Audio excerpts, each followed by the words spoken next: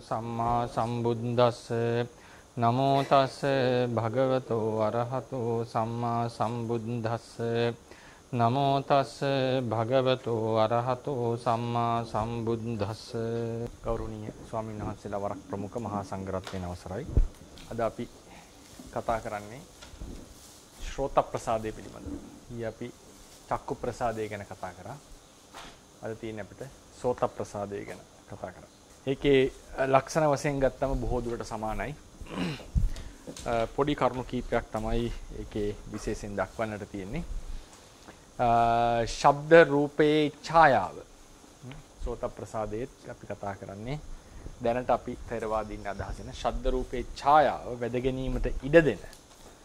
එලෙසටම ශ්‍රෝත විඥාණයට හට ගැනීමට ඉඩ දෙන කර්මය නිසා හටගත් උපයක් තමයි ශෝත ප්‍රසාදය කියලා කියන්නේ.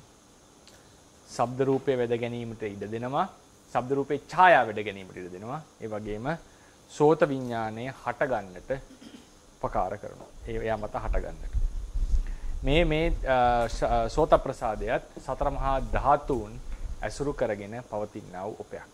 චක්කු ප්‍රසාදේ වගේමයි.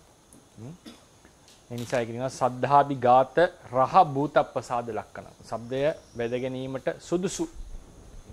ශබ්දය හා ගැටීමට සුදුසු ප්‍රසාදය. ඒ වගේම සෝත විඥානයේ හට ගැනීමට ආධාර වෙන සෝත විඥානයේ හට ගැනීමට ආධාර වන්නා වූ දෙය.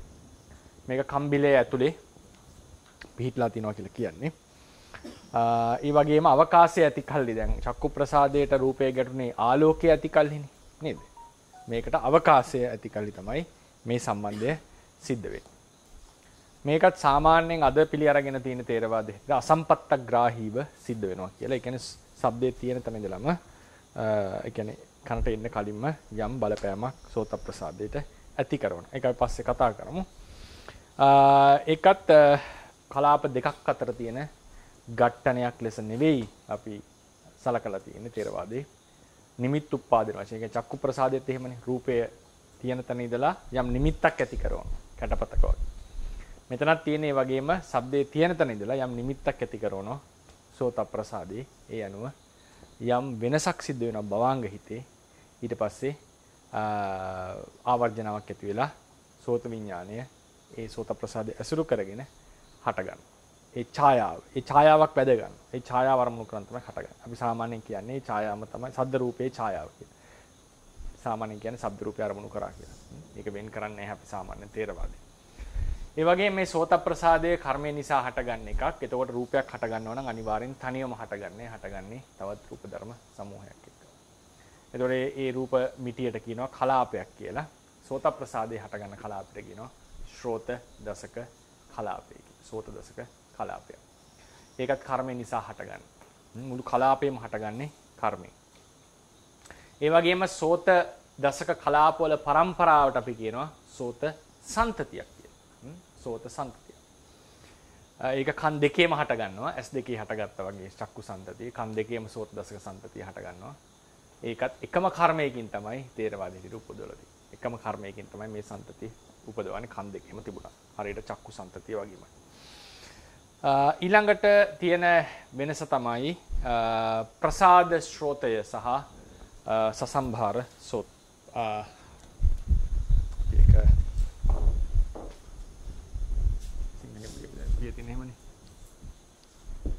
ශ්‍රෝත ප්‍රසාදය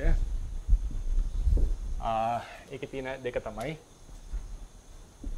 ප්‍රසාද ශ්‍රෝතය සහ සසම්භාර ශ්‍රෝතය. අපි ගත්තනේ ප්‍රසාද චක්ෂුව සහ සසම්භාර චක්කුව කියලා නේද? ප්‍රසාද ශ්‍රෝතය සහ සසම්භාර ශ්‍රෝතය. ප්‍රසාද ශ්‍රෝතය කියලා කියන්නේ සෝත ප්‍රසාදය. ඒ තමයි සතර මහා ධාතුන් ඇසුරු කරගෙන තියෙන උපය චක්කු ප්‍රසාදය වගේ. ඒක සියුම් රූපයක් රූප කලාපවල තියෙන. සසම්භාර ශ්‍රෝතය කියලා කියන්නේ මේ කන ඒක සතර ප්‍රත්‍යයෙන් හටගත් රූප වලින් යුක්තයි. කර්මජ, චිත්තජ, ඍතුජ, ආහාරජ කියන හැම එකම යුක්ත. ඒක ලොකු දෙයක්. මේ මුළු සිද්ධියම තමයි සිස්ටම් එකම තමයි සසම්භාර. කියන්නේ මේ කන කියලා ගන්න එක. ඒකේ සිදුරක් ඇතුලේ තියෙන දෙයක්. සසම්භාර කියලා කියන්නේ අර ගොඩක් කියන එකනේ. සම්භාර. සම්භාර කියන එක. ඒක ශරීරයක් ගොඩක් කියන එක. සම්භාර. සසම්භාර කියලා කියන්නේ ඒ ගොඩක එකතුවක් කියන එක. ශරීර කියන එක අර්ථය වෙලා තියෙන්නේ. ඔව් ඒ කියන්නේ කලාප ගොඩක් කියන අර්ථය. වගේ මට හැඟෙන්නේ සසම්භාර කියලා. සම්භාර සහිත වගේ එක. සම්භාර සහිත සසම්භාර. එතකොට මේකෙදී අපි හිතමුකෝ මේ කන කියලා. ඔව් මේ කන කියලා ගත්තොත් ඒ කනේ ඇතුලේ සිදුරක් තියෙනවා. ඒ සිදුරේ විනාලයක් ලෙස මේක ගත්තොත් මේ සිදුරේ මේ හරියේ තියෙනවා මුද්දක හැඩයට. මුද්දක හැඩයක ප්‍රදේශයක තමයි මේ කලාප ටික පැතිරිලා තියෙන්නේ. ඒ කියන්නේ මැද හිස් වගේ. ඒ කියන්නේ හිස් කියලා කියන්නේ ඒ හැමේ මේ වගේ ප්‍රදේශයක තමයි සෝත ප්‍රසාද කලාප පැතිරිලා තියෙන්නේ. මුද්දක හැඩය ඇති ප්‍රදේශය. මුද්දක හැඩයක ප්‍රදේශයක පැතිරිලා තියෙන්නේ. ඒක මුද්දක් ලෙස එළියට ඇවිල්ලාද ඇතුළේ තියනවාද කියන එක ඒක කියන්න තේරෙන්නේ නැහැ. මුද්දක වගේ ප්‍රදේශයක පැතිරිලා තියනවා කියලා කියන්නේ. ඒතකොට ලොම් සහිතයි කියලා කියනවා මේකේ. පොඩි ලොම් සහිත තඹවන් වූ මුද්දක් වගේ කියලා කියන්නේ. ඉතින් ඒකේ තමයි මේ අපි ගත්තොත් එහෙනම් මේක කන නම් ශබ්ද රූපියව ඇවිල්ලා ඡායාව ඇති කරවන්නේ මේකේ. ඒතර මේ ප්‍රසාදත් නිකන් උදාහරණයක් අපි ගත්තොත් එහෙනම් ඔපයක් නිසා මේ වගේ හැඩයක් ගත්තොත් මේ සෝත ප්‍රසාද නම් මේ ලොකු කරලා ගත්තොත් මේ වගේ ප්‍රදේශයක මේක පැතිරිලා තියෙනවා. හැඩයක් මේ වගේ රවුම් හැඩයක් කෙන විදිහට. මැද එතකොට මේ ශබ්ද රූපයක් මෙතන ශබ්දේ නම් ඇහුනේ මොන හරි ශබ්ද රූප ගොඩක් තියෙනවා නම් ඒ ශබ්ද රූප සමූහයම මේ සෝත ප්‍රසාදවල ඡායාවක් ඇති කරනවා. ඒක රූප ඡායාවකට වඩා වෙනස් ලෙස තමයි අර්ථකථනය කරලා තියෙන්නේ. ඒතර මේක ඇසුරු කරගෙන විඥාණය, ශ්‍රෝත විඥාණය මේ එක කලාපයක එකවරක් හටගන්නවා.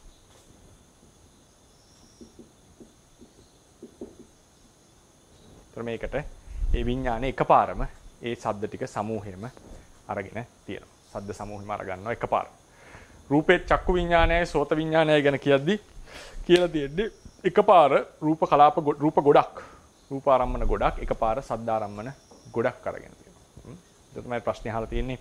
එකක්ද ගන්නේ බහුතරය. ඒතකොට දැන් අර දෙන්නේ අර මයියේ කියපු පච්චක්කේ දර්ශනයේකේ යුක්ති මග්ගනාව. යුක්තියක් හොයන්න යන්න එපා ප්‍රත්‍යක්ෂව දකින්නවා. ඒ කියන්නේ අපිට පැහැදිලිවම පේනවා. එකපාර ගොඩක් පේනවා. එක රූප කලාප බල්ලද මේක ගත්තේ කියලා හිතන්න යන්න එපා කියලා. ඉතින් මේකෙත් එහෙමයි. එකපාර ලොකු ශබ්ද ගොඩක් කියලා කියන්නේ එක ශබ්දයක් වශයෙන් ඇහෙන්නේ. නමුත් ශබ්ද කලාප ගොඩක් ඇති වෙලා තියෙනවා. ඒකේ ඡායාව මෙතන ඇති කරනවා කියලා කියනවා.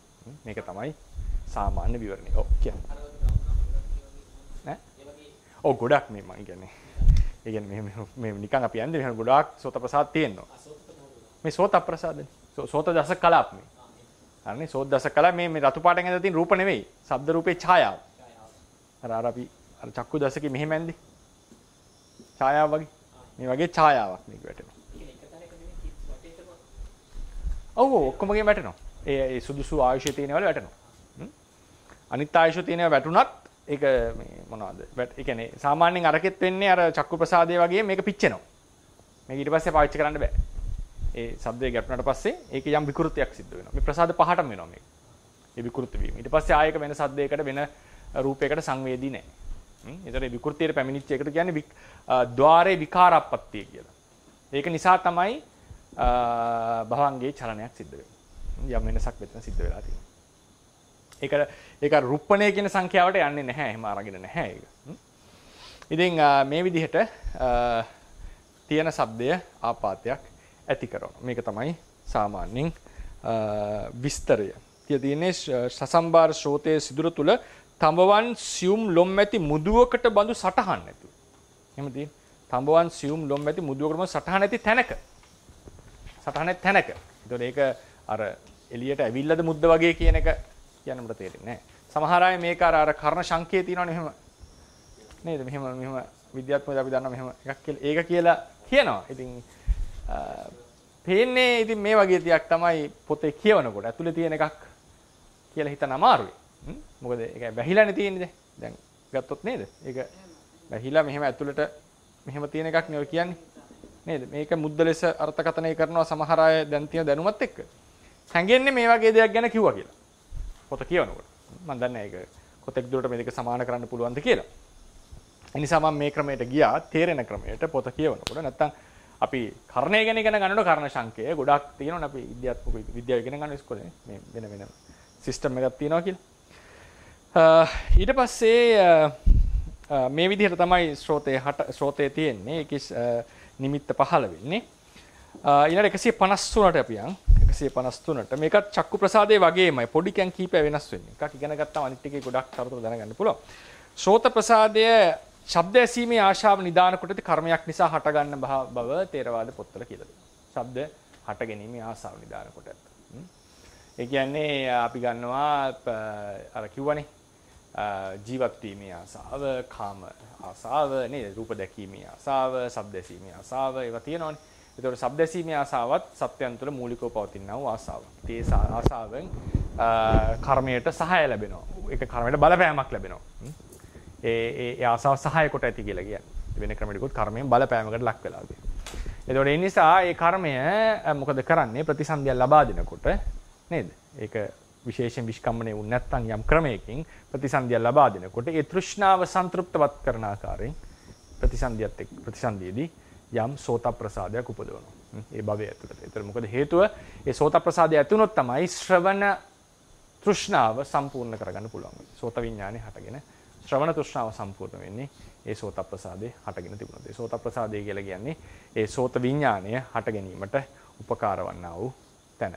උපකාර වන්නා වූ රූපය. ඊට පස්සේ සමහර ආචාරුන් හැටියට නානා වෙන කර්මයකුණුත් සෝත ප්‍රසාදේ හට ගන්නට පුළුවන්. මේ ප්‍රසාද හටගන්න කාලයක් කියලා ගත්තා. මම ඒක ප්‍රසාද රූප අවසානයේදී පොඩි ප්‍රසාද ගැන පොඩි පොදු ඇනලිසිස් එකක් විස්තරයක්කට ගන්නම්. එතකොට කියනවා මත කීපයක් තියෙනවා. එකක් තමයි සෝත ප්‍රසාදේ හටගන්නේ 5 වෙනි සතිය කියලා. සමහර එකක් තමයි 7 වෙනි සතිය අග හට ගන්නවා. චක්කු ප්‍රසාදේ 4 වෙනි සතිය. එහෙම මත තියෙනවා ඒක. ඒක අපි තේරවාදයේ තියෙන තොරතුරු අනුව පොඩ්ඩක් එකතු කරලා ගමු. කොහොම හරි මොන කර්ම එකම කර්මයෙන් හෝ කර්ම දෙකෙන් ඉපදුනත් නානා කර්ම වලින් ඉපදුනත් ප්‍රතිසන්දිදායක කර්මයෙන් හෝ ඊට අන්‍ය කර්මයක ඉපදුනත් සෝත ශ්‍රවණ තෘෂ්ණාවේ නිදාන කොට ඇති කර්මයකින් තමයි මේක හටගෙන තියෙන්නේ. ඒ නිසා තමයි කියන්නේ සෝතු කාමතා නිදාන. ඊයේ මට ලියපු එකේ පොඩි අඩුවක් තියෙනවා හදාගන්න ඕනේ. ඒක මේ අපි කියන්නේ දට්ටු කාමතා නිදාන නේද? ඒ වචනේ පොඩි අඩුවක් තියෙනවා වචනවල. අපි කිව්වේ අද ඒක ලියමු අපි. සෝතු කාමතා නිදාන කම්ම සමුත්ථාන භූතප්පසාද ලක්ෂණ. මේක හරි හෑන්ඩ් අවුට් එකේ දීලා තියෙන එක හරි මේ අද එකේ. සෝතු කාමතා නිදාන කම්ම සමුත්ථාන භූතප්පසාද ලක්ෂණං සෝතං. පෙනේ දන්නේ නේ. පෙනේ දන්නේ මේ. හරි. භූතප්පසාද ලක්ෂණං සෝතං. හරිනේ. එතකොට දට්ටු කාම ඊයේ අපි දුන්නේ මොකද්ද? දට්ටු කාමතා නිදා ඒක හදා ගන්න පුළුවන් නම් නිදාන කම්ම සමුත්ථාන කියන වචනේ මම දුන්නේ නැහැ. සමුත්ථාන. නමුත් අපි කිව්වා මෙතන කම්ම කියන පදේ එන්නට ඕනේ කියලා නේ. එන්නට ඕනේ කියලා කිව්වා. ඒක අර වචනේ දීලා තිබුණේ. කම්ම සමුත්ථාන භූතප්පසාද. ප්‍රසාද ලක්ෂණං චක්කු. එතකොට මේකෙත් ඒ විදිහටම අපි ගන්න ඕනේ. සෝතු කාමතා නිදාන. ඇසීමේ කාමයේ නිදාන කොට ඇති කර්මයෙන් හටගත් භූත රූපයන්ගේ ඔපය. දැකීමේ ඇසීමේ කාමයේ නිදාන කොට ඇති කර්මයෙන් හටගත් භූත රූපයන්ගේ ඔපය තමයි සෝත ප්‍රසාදේ ලක්ෂණය. ඒක ඔපයක්. ඒක උපාදාය රූපයක්. ඒක පවතින්නේ සතර මහා ධාතු ඇසුරු කරගෙන. සෝතුකාමතා නිදා මේ භූතප්පසාද ලක්ෂණ. මොකෙන් හටගත්ත භූතයෝද? සතර මහා ධාතුද? කම්ම සමුත්ථාන කර්මයේ විසින් උපදවන ලැබු. කම්ම සමුත්ථාන. නැත්නම් කම්මජ කිව්වත් කමක් නැහැ. කම්ම සමුත්ථාන කිව්වත් කමක් නැහැ. එකම අර්ථය තියෙනවා. හැබැයි මේ කර්මයේ විශේෂ ලක්ෂණ මොකද්ද? සෝතුකාමතා නිදාන කම්ම. ඇසීමේ ආසාව නිදාන කොට ඇති. එය පදනම් කොට ඇති කර්මයක් නිසා හටගත්. සතර මහා ධාතුන්ගේ ඔපේ කියන එකයි මේ කියලා. හරිනේ. එතකොට මේක තමයි සෝත ප්‍රසාදයේ පිළිබඳ. ඒ නිසා මේ ප්‍රතිසන්දි මොනවද? ඒ දසක කලාපෙම උපදවන්නේ ඒ වගේ කර්මයකින් කියලා අපි තේරුම් ගන්නට ඕනේ. නිසා එක රූපයක් උපදවනවා නෙවෙයි මුළු සිද්ධියම උපදවන්නේ ඒ වගේ කර්මයකින් දැකීමේ ආසාව නිදාන කොට ඇති. ඊළඟට අපි කතා කරා චක්කු ප්‍රසාදේ නොලැබී යන අවස්ථා කීපයක් කතා කරා නේද? චක්කු ප්‍රසාදේ නොලැබී යන අවස්ථා. ඒ වගේ සෝත ප්‍රසාදයට නොලැබී යන අවස්ථා කීපයක් තියෙනවා. අර වගේමයි වෙනසක් නැහැ.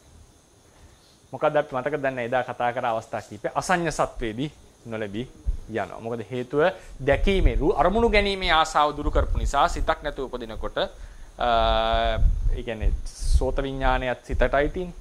එතකොට ඒ සිත උපදින්නේ නැහැ භවයේ. සිත උපදින්නේ නැත්නම් ඒට අවශ්‍ය වෙන සෝත ප්‍රසාදය උපදවන්නෙත් නැහැ ඒ කර්මෙ. එක. ඊට පස්සේ අරූප ලෝකයේ උපදිනකොට රූපේ පින සම්පූර්ණ තෘෂ්ණාව යටපත් කරලා තියෙනවා. ඒ නිසා රූපයක් වන සෝත ප්‍රසාදයක් ඒ භවයේ උපදින්නේ නැහැ. ඒක දෙවෙනි එක. තුන්වෙනි එක තමයි කාම ලෝකයේ අසං සත්‍ය අරූප සත්‍ය අපි ගත්තා දැන්. කාම ලෝකයේහි දැන් ගාන ප්‍රසාද වෙනකොට පොඩ්ඩක් වෙනස් වෙනවා. බ්‍රහ්ම තලයේදීත් ඒක නැති වෙනවා. දැන් සෝත ජීවහා දෙක චක්කු සෝත දෙකට ඒක නැහැ. මොකක්ද වෙනස කියන එක මම අවසානයේ පොදු මාතෘකාවේදී ගන්නම් ප්‍රසාද රූප කියලා. ඊට පස්සේ කාම සුගතියෙහි ද්වේතුක ඕමක කුසලයකින් උපත ලබන සමහර සත්වයන් ಜಾති බදිර කියලා කියන්නේ. සමහර සත්ව හැමෝටම නෙවෙයි. සමහර සත්වයන්ට සෝත ප්‍රසාදයේ නූපදී යනවා. ඒ වගේම අපිට තේනවා තවතරතුරක් ප්‍රබල කර්මයක උපදින කෙනෙක්ට වෙන අකුසලයක් බලපවත්වලා ඒක දුර්වල කරලා අර භාව රූපෙට උනා වගේ සෝත ප්‍රසාදී ඉදීම නැති යන්නටත් පුළුවන් ප්‍රතිසන්දියපට. ඊට පස්සේ දුගතියට ආවම දුගති කර්මයේදී ඒ දුගති උපදින කර්මයේ ස්වභාවය අනුව නිකන් බරවත් කන ඇහෙන්නේ නැති වෙන විදිහේ කර්මෙන් නම් කරලා තියෙන්නේ. ඒ කර්මයකින් නම් ප්‍රතිසන්දි ගන්නේ බොහෝ දුරට සෝත ප්‍රසාදය නොලැබී යනවා. ඒ වගේම වෙනත් අකුසලයකින් ප්‍රතිසන්දි ගන්නකොට ප්‍රබල තවත් සෝතයට විනාශ වෙන සෝතයට බාධක අකුසලයක් ඇවිල්ලා බාධා කරලා සෝත ප්‍රසාදයේ නූපදී යන්නට පුළුවන්. ඒතර ඔක්කොම ගත්තම අපි ක්‍රම දැන් තේරෙනවද නැහැ? අසඤ්ඤ සත්‍ය, අරූප සත්‍ය, කාම සුගතියේ ක්‍රම දෙකක් අපි කියනවා. කාම දුගතියේ ක්‍රම දෙකක් තියෙනවා. ඔක්කොම 6යි. ඒ ප්‍රතිසන්දි නම නොලැබී යනවා. ಜಾතියෙන්ම සෝත ප්‍රසාදේ නොලැබී යනයි. හැබැයි දැන් ඒකට කියනවා ಜಾති බදිර කියලා. හැබැයි ಜಾති බදිර කියන්නේ නැහැ අසඤ්ඤ සත්‍යයට අරූප ලෝකයට. බදිර ඔය කියන අර නිකන් ඒ නෙගටිව් වචනේ නෙගටිව් කියන එක අදහස් කරේ ඒක ඩිෆෙක්ට් එකක් ලෙසනේ දක්වලා තියෙන්නේ. ඉතින් ඒක අද කාලේ අපි ඒක ඩිෆෙක්ට් එකක් නෙවෙයි අපි කියන්නේ ඩිසේබල් කියන්නේ ඩිෆරන්ට්ලි ඒබල් කියලා අපි කියන්නේ. ඩිසේබල් කියන වචනේ අපි යොදන්නේ නැහැ සාමාන්‍යයෙන් ගෞරවයක් සඳහා.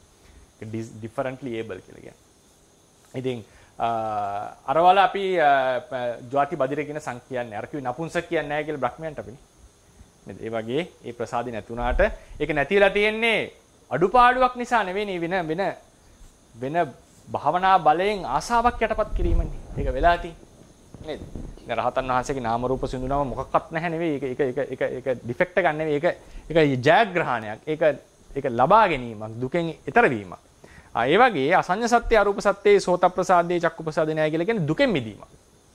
ඊතර මහත්මෙක් කියුවේ කොහොමද අසඤ්ඤ සත්‍යයේ සැප වෙන්නේ කියලා? ඒවා දුකෙන් මිදීම, ඒවා සැප අවස්ථා කියලා අපි සලකනවා.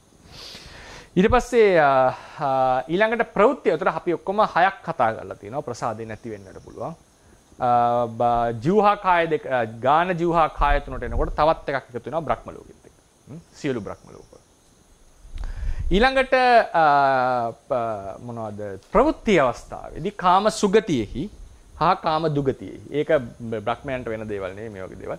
කාම සුගතිය ගත්තත් මේ කතා කරන්නේ විශේෂයෙන්ම මනුස්ස ලෝකයේ එහෙම නැත්නම් චාතුම් මහරජික නිකාය ඔය යක්ෂාදී කොටස් සහ දුගතිය කියන ඒවල සෝත ප්‍රසාදය මැදදී ප්‍රවෘත්ති කාලයේදී නැති වී යන්නට පුළුවන් කර්මයකින් ආවරණය බාධා කිරීම නිසා නැත්නම් අපේ නොසලකීමත්කම නිසා වෙන කෙනෙක්ගේ ක්‍රූරත්වය නිසා ඍතු බලපෑම නිසා මේ වගේ රෝගයන් උත්සන්න වීම නිසා මොකක් හරි හේතුවක් උඩ නැති වෙන්නට පුළුවන්. මේ 7 වෙනි ක්‍රමයේ ප්‍රවෘත්තියේදී නැති වෙන්නට පුළුවන් හැටි. ඒතරෝක තමයි සාමාන්‍යයෙන් ශ්‍රෝතය නොලැබී යන හැටි. ඊට පස්සේ දැන් අපි හිතමු ජීවිතේන්ද්‍රිය වගේ එකක් ගත්තා කියන්නකො. ජීවිතේන්ද්‍රිය වගේ එකක් නොලැබී යනවා කියන්නේ මැරෙනවා කියන්නේ. ඒක මගදී නොලැබී යලා නතර වෙනවා කියලා එකක් නෑ. භාව රූපේ නොලැබී යන්න පුළුවන් සාමාන්‍යයෙන්. විශේෂ අවස්ථාවක් නිසා. වෙනස් වෙන්න පුළුවන් කලාතුරකින් නොලැබී යන්නත් ඉඩ තියෙනවා. නමුත් අපි හිතමුකෝ මොනවා චක්කුවත් නොලැබී යන්න පුළුවන්. ගානේ වගේ නොලැබී යන්නට පුළුවන්. මොන යම් හේතුම. දිව එහෙම ජීව ප්‍රසාද දිව කපලා නොලැබී යන්නට පුළුවන්. නේද? නමුත් ජීවිතේන්ද්‍රිය රූපේ වගේ එක නොලැබී යනවා කියන්නේ මැරෙනවා කියන්නේ. නේද? ඒවා අත්‍යවශ්‍ය මාර්ග සාධක. ඒ නිසා ඊට පස්සේ එනවා අපි වෙන ශ්‍රෝත ප්‍රසාදේ සම්ප්‍රාප්ත ග්‍රාහී භව සහ අසම්ප්‍රාප්ත ග්‍රාහී භව පින ථේරවාදී මත තුනක් තියෙනවා. ඒ කියන්නේ අපි දැන් විස්තර කරේ මේක අසම්ප්‍රාප්තයි. කනේ හැපෙන්න කලින්ම තියෙන තැන ඉඳලා. ඒක තියෙන තැන කියන්නේ එළියේ ඉඳලා. මේකේ යම් ඡායාවක් ඇති කරනවා. අසම්ප්‍රාප්තයි චක්කුව වගේ, රූපයයි චක්කුව වගේ. නොපැමිණම ඡායාව ඇති කරනවා. ඒතර මොන වගේ ඝට්ටනයක්ද? ඝට්ටන වර්ග දෙකක් අපි කතා කරා. වස්තු වශයෙන් නිමිත්ත වශයෙන් නේද? එතන මේක මොන ඝට්ටනයක්ද? නිමිත්ත වශයෙන් ඝට්ටනයක්. මේක වස්තු වශයෙන් ඝට්ටනයක් නෙවෙයි. නමුත් අට්ඨසාලිනී අටුවාවේ විස්තර කරලා තියෙනවා පෞරාණික අටුවාව. ඒ කියන්නේ පුරාණ අටුවාවේ සෝතයයි ශබ්දයයි කියන දෙක. දැන් ඊයේ අපි කතා කරා රූපයයි චක්කුවයි කියන දෙක නොපැමිණම තමයි ආපාතනය කරන්නේ. හැබැයි යොදපු නම වෙනස් කරා අපි. නේද? පුරාණ අටුවාවක මේක සම්පත්තයි කියලා ආපාතගත වූ ප්‍රමාණයෙන්ම සම්ප්‍රත්තයි කියලා. නමුත් පාලි අටුවාවක නෑ එහෙම කියන්න එපා. ඒක අසම්ප්‍රාප්ත ලෙස සලකන්නට කියලා. ඒ මොකද පොඩි නම ඩෙෆිනිෂන් එක දෙන ක්‍රමය වෙනස් කරා. දැන් සෝතයයි ශබ්දයයි සම්බන්ධයෙන් ඩෙෆිනිෂන් වෙනසක් නෙවෙයි සම්පූර්ණ සිද්ධියම වෙනස් කරනවා. වෙනස් කරනවා කියන එක අදහස් කරන්නේ උනාසේ වෙන යෝජනාවක් කියලා. ඒක මුල ටීකායත් පැහැදිලි කරනවා මේ අටුවා මතේ සහ පාලි අටුවා මතේ, පුරාණ අටුවා මතේ සහ පාලි අටුවා මතේ කියන එක පැහැදිලිවම දෙකක් ලෙස ඒක දක්වලා තියෙනවා. එතකොට ඒකේ මූල අටුවාවේ කියන අදහස පුරාණ අටුවාවේ මට මූල අටුවා කියන්නේ නැහැ. ඒකට අපි සම මුල් කිව්වත් කමක් නැහැ. පුරාණ අටුවාවේ ඇදියට අදහස් කරලා තියෙන්නේ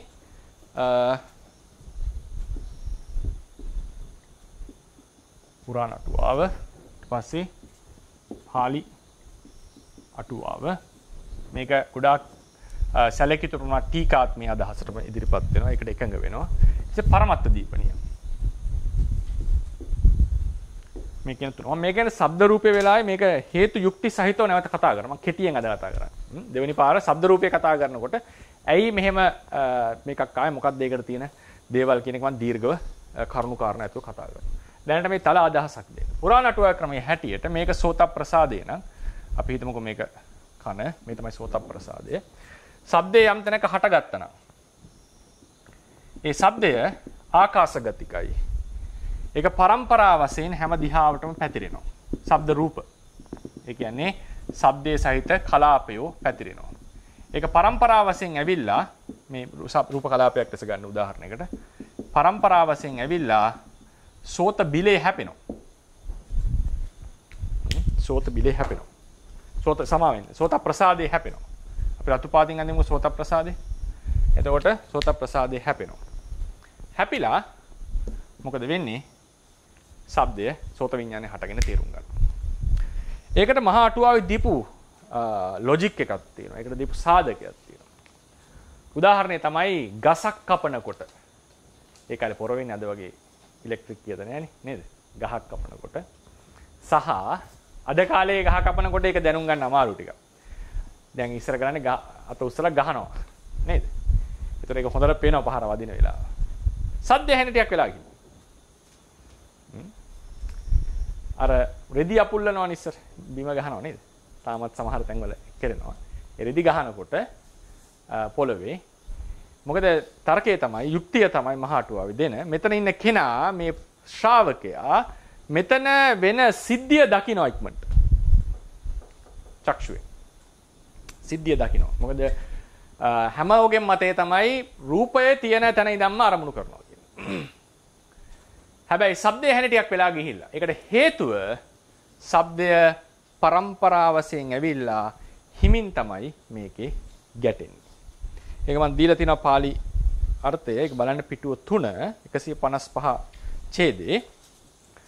අට කතායන් පන ආපාතගතත්ව ආරම්මණං සම්පත්තන් නාම. ඊයේ කියපු එකමයි. අට කතාවේ පැමිණි නිසාම ආරම්මණය සම්පත්තයි කියලා කිව්වා. චන්ද මණ්ඩල සූර්ය මණ්ඩලංච ද්වා චත්තාලිස යෝජන සහත්තමත්තකේ තිතානං වන්නෝ චක්කුපසාදං ගට්ඨේති. චන්ද්‍ර මණ්ඩල සූර්ය මණ්ඩලයි ගොඩාක් යොදුන් ඈත තිබුණත් ඇහි ඒ ඉන්න තැන ඉඳලම ආපාතේ ඇති කරනවා. සෝ দূරේ තත්වා පඤ්ඤාය මානෝපි සම්පත්තං ඒව නම් මේක මම ඊයේ දුන්නා. দূරේ ඉඳලා මේක නිමිත්ත ඇති කරත් සම්පත්තයි කියලා සලකන්නේ. ඒක අපි පාලි අටුවාවේදී කිව්වා නෑ ඒක සම්පත්ත කියනකට වඩා අසම්පත්ත කියන එක වඩා සුදුසුයි කියන එක. ඒක නම දීපු වෙනසක්. හැබැයි තං ගෝචරත්තා චක්කු සම්පත්ත ගෝචරමේව නම්. ඒ නිසා සම්පත්ත ගෝචරග්‍රාහී කියලා කිව්වා චක්කු ප්‍රසාද. দূරේ රුක්කං චින්දන්තානම්පි. දුරින් ඉඳලා ගස් කපනකොට රජකානං වත්තං දෝවන්තානං. ඒ කියන්නේ ගස් මොකද රෙදිය පුල්ලන අයගේ සද්ද, ගස් කපන අයගේ සද්ද. දූරතෝ කාය විකාරෝ පඤ්ඤායති. දුරින් ඉඳලාම කයේ රූප ටික පේනවා. දුරත් හිතලා. සද්දෝපන හැබැයි ශබ්දේ වනාහි ධාතු පරම්පරාය ආගන්ත්වා සෝතං ඝට්ටෙත්වා සනිකං බවත්තානං ගච්ඡති. හිමින් ඇවිල්ලා ටික ඇවිල්ලා සෝත සද්ද ධාතු පරම්පරාය ආගන්ත්වා හිමින් ඇවිල්ලා සෝතේ හැපිලා සනිකං සෙමින් බවත්තානේට අපේ අවධානයට නැත්තම් අපි තේරුම් ගැනීමට යනවා. මේක තමයි පුරාණ අටුවාවේ කියපු අදහස. දැන් මේකට විරුද්ධව කියන යුක්තිය තමයි එතන මේකේ හැටියට ශබ්දය සම්පත්ත ආරම්මණයක් සම්ප්‍රාප්ත ආරම්මණක් මේක සෝත ප්‍රසාදයේ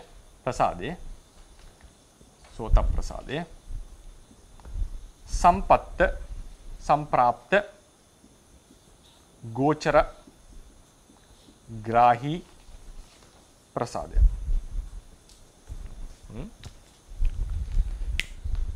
ඊට පස්සේ බුද්ධඝෝෂ ස්වාමීන් වහන්සේ ලියනවා මේ අදහස ප්‍රතික්ෂේප කරනවා. උන්වහන්සේගේ තර්කය තමයි දැන් මේක ශ්‍රෝතේ නම් මෙතන සෝත ප්‍රසාදේ නම් මෙතන ශබ්දේ නම්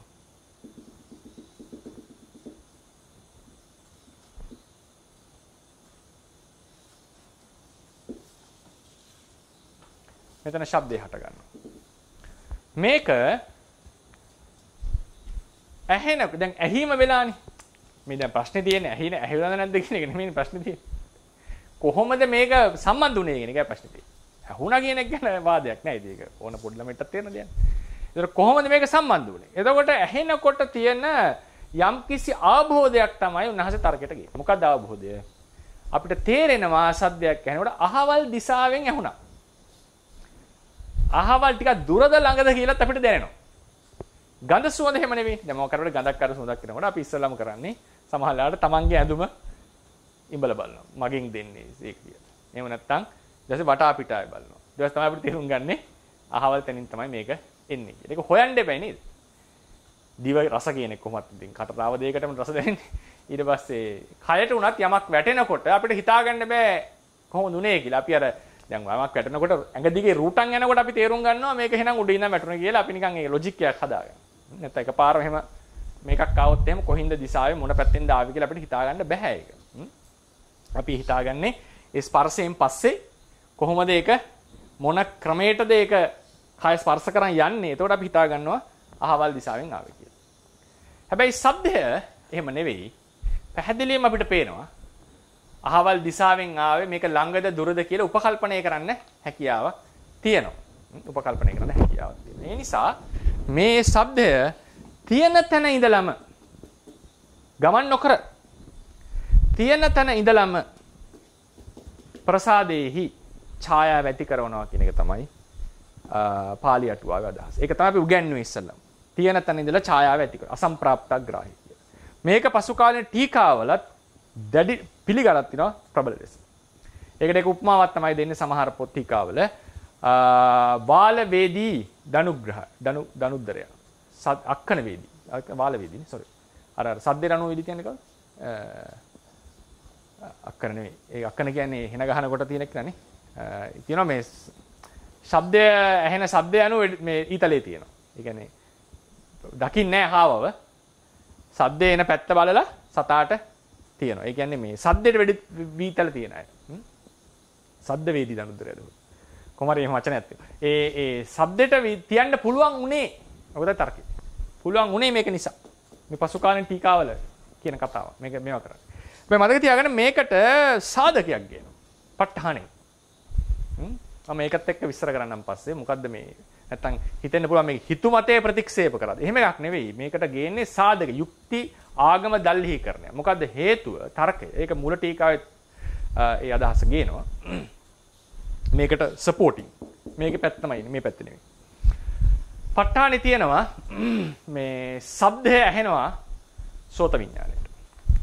ඒද කියනවා මේ චිත්තජ ශබ්දය සෝත විඥාණයට අරමුණක්. චිත්තජ ශබ්දය. සාමාන්‍යයෙන් අපි දරන අදහසක් තේරවාදී කර්මජ චිත්තජ ඍතුජ සමාන කර්මජ චිත්තජ ආහාරජ රූපයෝ. කර්මජ චිත්තජ ආහාරජ රූපයෝ මේ ශරීරයෙන් පිටට යන්නේ නැහැ. චිත්තජ රූප සමහර ඒවා තියෙනවා. දැන් සමහර කුණප කොටස් අපි ඉගෙන ගන්නවා ඉස්සරහට. ඒවල චිත්තජ ඍතුජ දෙකම තියෙනවා. හැබැයි ශරීරයෙන් පිට වෙනකොටම චිත්තජ රූප ටික නතර වෙනවා. චිත්තජ රූප මේ සීමාවේ විතරයි හටගන්නේ. ආහාරජ කර්මජත් එහෙමයි. කර්මජක සමහර වෙලාවට මේක දෙකට කැපිලා කොටසක් එළියට යනකොට අතපයක පොඩි වෙලාවක් තියෙනවා කියලා සමහර ටීකා, ඒ කියන්නේ විනෝදිනී කියන ටීකාවේ කියලා තියෙනවා. සමහර ටීකා එකට එකඟ නැහැ. නමුත් ඒක සාමාන්‍යයෙන් පේන අදහසක්. ඒක යම් පණක් තියෙනවා තියම් වෙලාවක් යනකම් නේද? ඒ නිසා කොටසක් වෙන්නුනාට කර්මජ රූප ටික වෙලාවක් තියෙන්න පුළුවන් යම් ශරීර අවයවක. විශේෂ අතක් වගේ කඩනම නේද? කොටසක් වගේ කඩනම යම් වෙලාවක් තියෙන්න පුළුවන් බව නිකන් ප්‍රායෝගිකව තේරෙනවා. ඒ ටික වෙලාව වැඩි වෙලා නෙවෙයි. ඉතින් ඒ නිසා චිත්තජ රූප පිටට යන්නේ නැහැ කියන එක පිළිගත්ත මතයක්. ඒතර සෝත විඥාණයට චිත්තජ රූප චිත්තජ ශබ්දය අරමුණු වෙනවා කියන එක තමයි මේක බින්දින්නට ගේන ආගම දල්හීකරණය. යුක්ති දල්හීකරණය තමයි යුක්තිය කියලා කියන්නේ අර ලොජික් එකනේ. නේද? යුක්ති දල්හීකරණය ආගම දල්හීකරණය. යුක්ති දල්හීකරණය තමයි සද්දේ දිශාව වවත්තහන කරන්න පුළුවන්. ශබ්දේ දිශාව තේරුම් ගන්න පුළුවන්. දුර ළඟ දිසා ආදී තේරුම් ගන්නට පුළුවන්. ආගම දල්හීකරණය චිත්තජ ශබ්දය සෝත විඥාණයට අරමුණක් වෙයි. ආරම්මන පච්චේන පච්චු. ප ဋ ාණේ හැටියට. එතකොට කෙනෙක්ට කෙලින්ම ප්‍රශ්නයක් එන්න පුළුවන් එකක් තමයි. ඒක ගැන තර්ක කරලා නැහැ. දැන් අපි කතා කරන එක අපිට ඇහෙනවනේ. නේද? අපි කතා කරන එක අපිට ඇහෙනකොට අපේ චිත්තජ රූප මේක ඕන තරම් හැදෙනවා. ඒ චිත්තජ රූපයක් ගැටිලා ඇහෙන එක වෙන්න පුළුවන් ප ဋ ාණේ කිව්වේ. ඒක ගැන තර්ක කරලා නැහැ. ඒක අපි පැත්තකින් තියමු. ඒ නිසා ඒකෙන් මම කියන්නේ නැහැ. ඒ කියන්නේ මේකෙන් වැදගත් වෙන්නේ ඒකයි. දැන් පුරාණ අටුවාවේ තියෙන ප්‍රකාශනයක් පාලි අටුවාවෙන් ප්‍රතික්ෂේපිත වුණා කියලා. මේක ප්‍රතික්ෂේපිතයි එතනින් පස්සේ එහෙම එකක් නෙවෙයි. මේක still open to debate. උදාහරණයකට ඉදිරියේ අපි කතා කරනවා ස්පර්ශ චෛතසිකේ වැදගත්කම ගැන මහා අටුවාවේ තිබ්බ අදහසක් පාලි අටුවාවේ ප්‍රතික්ෂේප කරනවා. පරමත දීපණියේ පාලි අටුවාවේ පැත්ත පුරාණ අටුවාවේ පැත්ත අරගෙන ඉන්නවා. නෑ ඒක සාධාරණයි මේ ප්‍රකාශනය. මෙන්න මේ හේතු මත. ඒ නිසා මේක සම්ප්‍රදාය හැටි තමයි. එහෙම ඉදිරියට යනවා. ඒක විමසන්නට ඉඩ තියෙනවා. මොකද ත්‍රිපිටක පාලියක් කියලා එකක් තියෙනවා. යුක්තියක් කියලා එකක් තියෙනවා. බුද්ධියක් කියලා මිනිස්සෙක් තියෙනවා. ඒ නිසා ඒ ඉඩ තියෙනවා. හැබැයි මූලික සිද්ධාන්ත බිඳ කරන්නේ නැහැ. හිතුමතේ කරන්නේ නැහැ. මූලික සිද්ධාන්ත මත පිහිටලා ත්‍රිපිටක පාළිය මත පිහිටලයි මේ දේ කරන්නේ.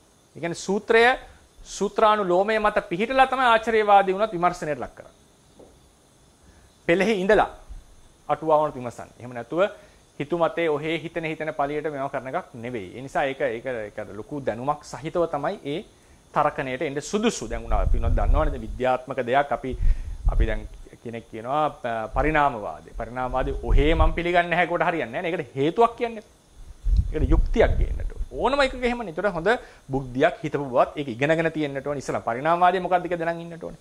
එතකොට තමයි ප්‍රතික්ෂේප කරන්න පුළුවන්. මේ ප්‍රතික්ෂේප කරනවා පිළිගන්නවා කියන එකට ඉඩ ලැබෙන්නේ. ඒ වගේ මේවා ප්‍රතික්ෂේප පිළිගැනීම හිතුමතේ කරපුවා නෙවෙයි. මේවා හොඳට විමසලා කරපු දේවල් සහ ඒවා ප්‍රතික්ෂේප කරා කියලා ඒක ඉදිරියේ තවත් අපිට විමසන්න ඉඩ තියෙනවා. ඒක තමයි මේ තේරවාදීන් ලස්සන. ඉතින් මේ තමයි දල්හීකරණ දෙක ආගම දල්හීකරණයේ ප ဋ ාණෙන් ඒක මම විස්තර කරලා දෙන්නම් පස්සේ. යුක්ති දල්හීකරණය ඒක යුක්තිය කියන්නේ සාමාන්‍යයෙන් ලොජික් එක නුවණට තේරෙන එක. ඊට පස්සේ දැන් මේකදී මේ යුක්තිය දිශාවවත්තහණය කියන එක දිශාවවත්තහණය කියන එක මහා අටුවාවෙත් සලකලා තියෙනව නැතුව නෙවෙයි. ඒක තේරෙනව ඕන මිනිස්සෙට කොහොමද දිශාව තේරෙන්නේ කියන්නේ. දැන් ඇහැ චක්කු ප්‍රසාදයයි ඇහැ රූපයයි එකට ගැටෙන්නේ නැහැ කියන එකටත් තරකය ඕක. ඇවිල්ලා ගැටුණා නම් මෙතන පේන්න ඕනේ.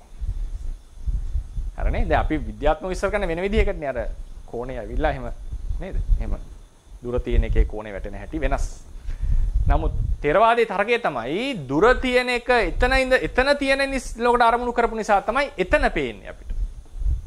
අපිට තේරෙනවා මේක දුර මේක ළඟ මේක අහවල් දිශාවේ. ඒ නිසා චක්කුවයි රූපයයි අසම්ප්‍රාප්ත වෙන්න තර්කය ඒකමයි. දේශ දිශා වවත්තහනයක් තියෙනවා. අපිට පේන්නේ ඔක්කොම ළඟ වගේ. මේක තමයි ථේරවාදී තර්කය. දිශාවත්තන. ඒක මේකට විතරක් නෙවෙයි. චක්ෂුවටත් එකමයි. තර්කය එකමයි. දැන් මහාටුවාවේ කොහොමද මේ දිශාවවත්තහනට උත්තර දීලා තියෙන්නේ? ඒක උත්තරයක් දීලා තියෙනවා. ඒක මම ලියලා තියෙන්නේ උත්තරයක් දීලා තියෙනවා. මොකද්ද? උදාහරණයක් දීලා තියෙනවා. උදාහරණ නම් දීලා නැහැ. ඒක පාලි කොටේෂන් එකේ ඇති. දැන් ඔන්න කවුරු හරි ගල් වෙනක උඩ ඉඳලා සජ්ජායනාවක් කරනවා. පිරිතක් කියනවා, පොතක් කියවනවා. කියවනකොට මොකද වෙන්නේ? ගල් වෙන ථේරවාදයේ මතය තමයි ගල් වෙන බිඳගෙන ශබ්ද එන්නේ නැහැ. ගල් වෙන හරහා ශබ්ද එන්නේ නැහැ. මේක අද විද්‍යාවෙන් පිළිගන්න එක නෙවෙයි. අද විද්‍යාවට ශබ්දේ යන්න පුළුවන් ඝනයක් කරා, ද්‍රවයක් කරා, වායුවක් කරා. මොකක්වත් නැත්තම් තමයි ශබ්ද යන්නේ. රික්තකයක් කරා යන්නේ නැහැ. එතකොට මතේ වෙන්නේ පුරාණ අටුවාවේ ශබ්දයේ ගල් වෙන බිඳ මෙතන හිතන්නකො මේක ගල් වෙනක් කියලා උඩ කවුරු හරි සජ්ජායනා කරනවා මේක හරහා එන්නේ නැහැ. ගල් වෙනට උපමාවක් දෙන්න. ඒ කියන්නේ ඝන දෙයක්. එහෙම නිසා වෙන්නට ඕනේ නැත්තම් මේ මොනවද මේක හරහා මොනවද විද්‍යාවක් කරහා ඉන්න පුළුවන් කියන එක පැහැදිලිනේ සාමාන්‍යයෙන් නේද? ඝන දෙයක් උපමාවට වන් තියෙනවා. ඒ නිසා ඒ ගල් වෙන හරහා එන්නේ නැහැ. නමුත් දොරක් තියෙනවා. ශබ්දේ පැතිරෙනවා හැමතැනම. හැමතැනම පැතිරෙනවා. පැතිරෙන එක ආකාශගතිකව දොර හරහා සිදුර හරහා ඇවිල්ලා කනේ හැපෙනවා. සිදුර හරහා ඇවිල්ලා කනේ හැපෙනවා. ඒ හැපෙන එක අපි තේරුම් ගන්නවා. එතකොට ඒ තාම දිශාවක් දැනෙනවනේ මේ පැත්තෙන් ආවේ කියලා. ඒක හොඳට තේරෙනවද නැහැ. හොඳ ඝන බිත්ති වලින් වට වෙලා තියෙනකොට එළින සද්දයක් කරොත් දොරෙන් ඇහෙනවා වගේ ඇහෙන්නේ. අපිට එහෙම ඇහෙන්නේ. දොරෙන් ඇහෙනවා වගේ සද්ද ඇහෙන්නේ. නේද? එතකොට කොහොමද මේ සද්දය දැනගත්තේ කියන ප්‍රශ්නේ එනවා. සද්දේ දැනගත්තේ කියන ප්‍රශ්නේ එනවා. එතකොට මහා අටුවා දෙන උත්තරේ තමයි ඒ සෝතයයි ශබ්දයයි ගැටෙන ක්‍රමය අනුව ධර්මතාවයක් ලෙස තේරුම් ගන්න පුළුවන්. අර ඩොප්ලර් ආචරණය වගේ නේද? ඒ ධර්මතාවයක් ලෙස දැනගන්නට පුළුවන් වැදෙන ක්‍රමය අනුව. එතනත් මූල මහා අටුවාවේ අදහස. ඒතර බුදුගෝසාංශ කියන කිං ඒතාය ධම්මත. මොකද මේ වගේ ධර්මතාවයකදී ප්‍රයෝජනය? ඒක අවශ්‍ය නැහැ එහෙම දෙයක්. එහෙම 아무තු ධර්මතාවයක් හිතීම අවශ්‍ය නැහැ. මේකද පාලියට උතරගේ. ඉතේ 아무තු ධර්මතාවයක් හිතීම අවශ්‍ය නැහැ. මේක තියෙන තැන ඉඳලාමයි හැපෙන්නේ. හැබැයි තියෙන තැන ඉඳලා හැපෙන්නේ. ඔක තමයි තුන්වෙනි දෙවෙනි මත. ඒක බින්දි ඒකට ගේන ප්‍රතිතරකය ඕක. ඒක අපි Tamanට තමයි තීරණය කරන්න වෙන්නේ අන්තිමට කෙතෙක් දුරට ඒක පිළිගන්නවද කවරක පිළිහිටනවද කියලා. පරමත්ත දීපණයේදී දැන් මේ දෙකම දක්වලා උන්වහන්සේ කියනවා මේකේ හැටියට පසු කාලින ටීකාවල එහෙම කියනවා මේක මූ වෙන්නේ නැහැ. ශබ්දය තියෙන තැනමයි තියෙන්නේ. පරම්පරාව වශයෙන් යන එකක් නෙවෙයි. පරම්පරාව වශයෙන් පැතිරෙන එකක් නෙවෙයි ශබ්දය කියලා කියන්නේ. කොහොමද මේ පස්සේ ඇහුනේ? ඒකටත් උත්තරයක් දීලා තියෙනවා. මම ඒක පස්සේ ශබ්ද රූපේ සම්බන්ධයෙන් කතා කරලා මම නැවත මේ ආරම්භයක් විතරයිනේ මේ ගත්තේ.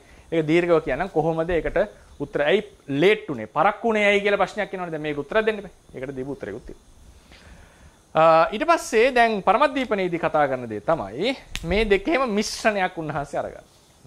ඒක නුවණින් හිතීමක්. මොකද්ද මේ මිශ්‍රණය? උන්වහන්සේ යෝජනා කරන්නේ උදාහරණයකට චෛත්‍යයක් තියෙනවා. චෛත්‍ය පිටිපස්සේ බෙරයක් ගහනවා කවුරු හරි. ශබ්දේ ගහනකොට අපිට ඇහෙන්නේ ශබ්දය මේ පැති වලින් එනවා.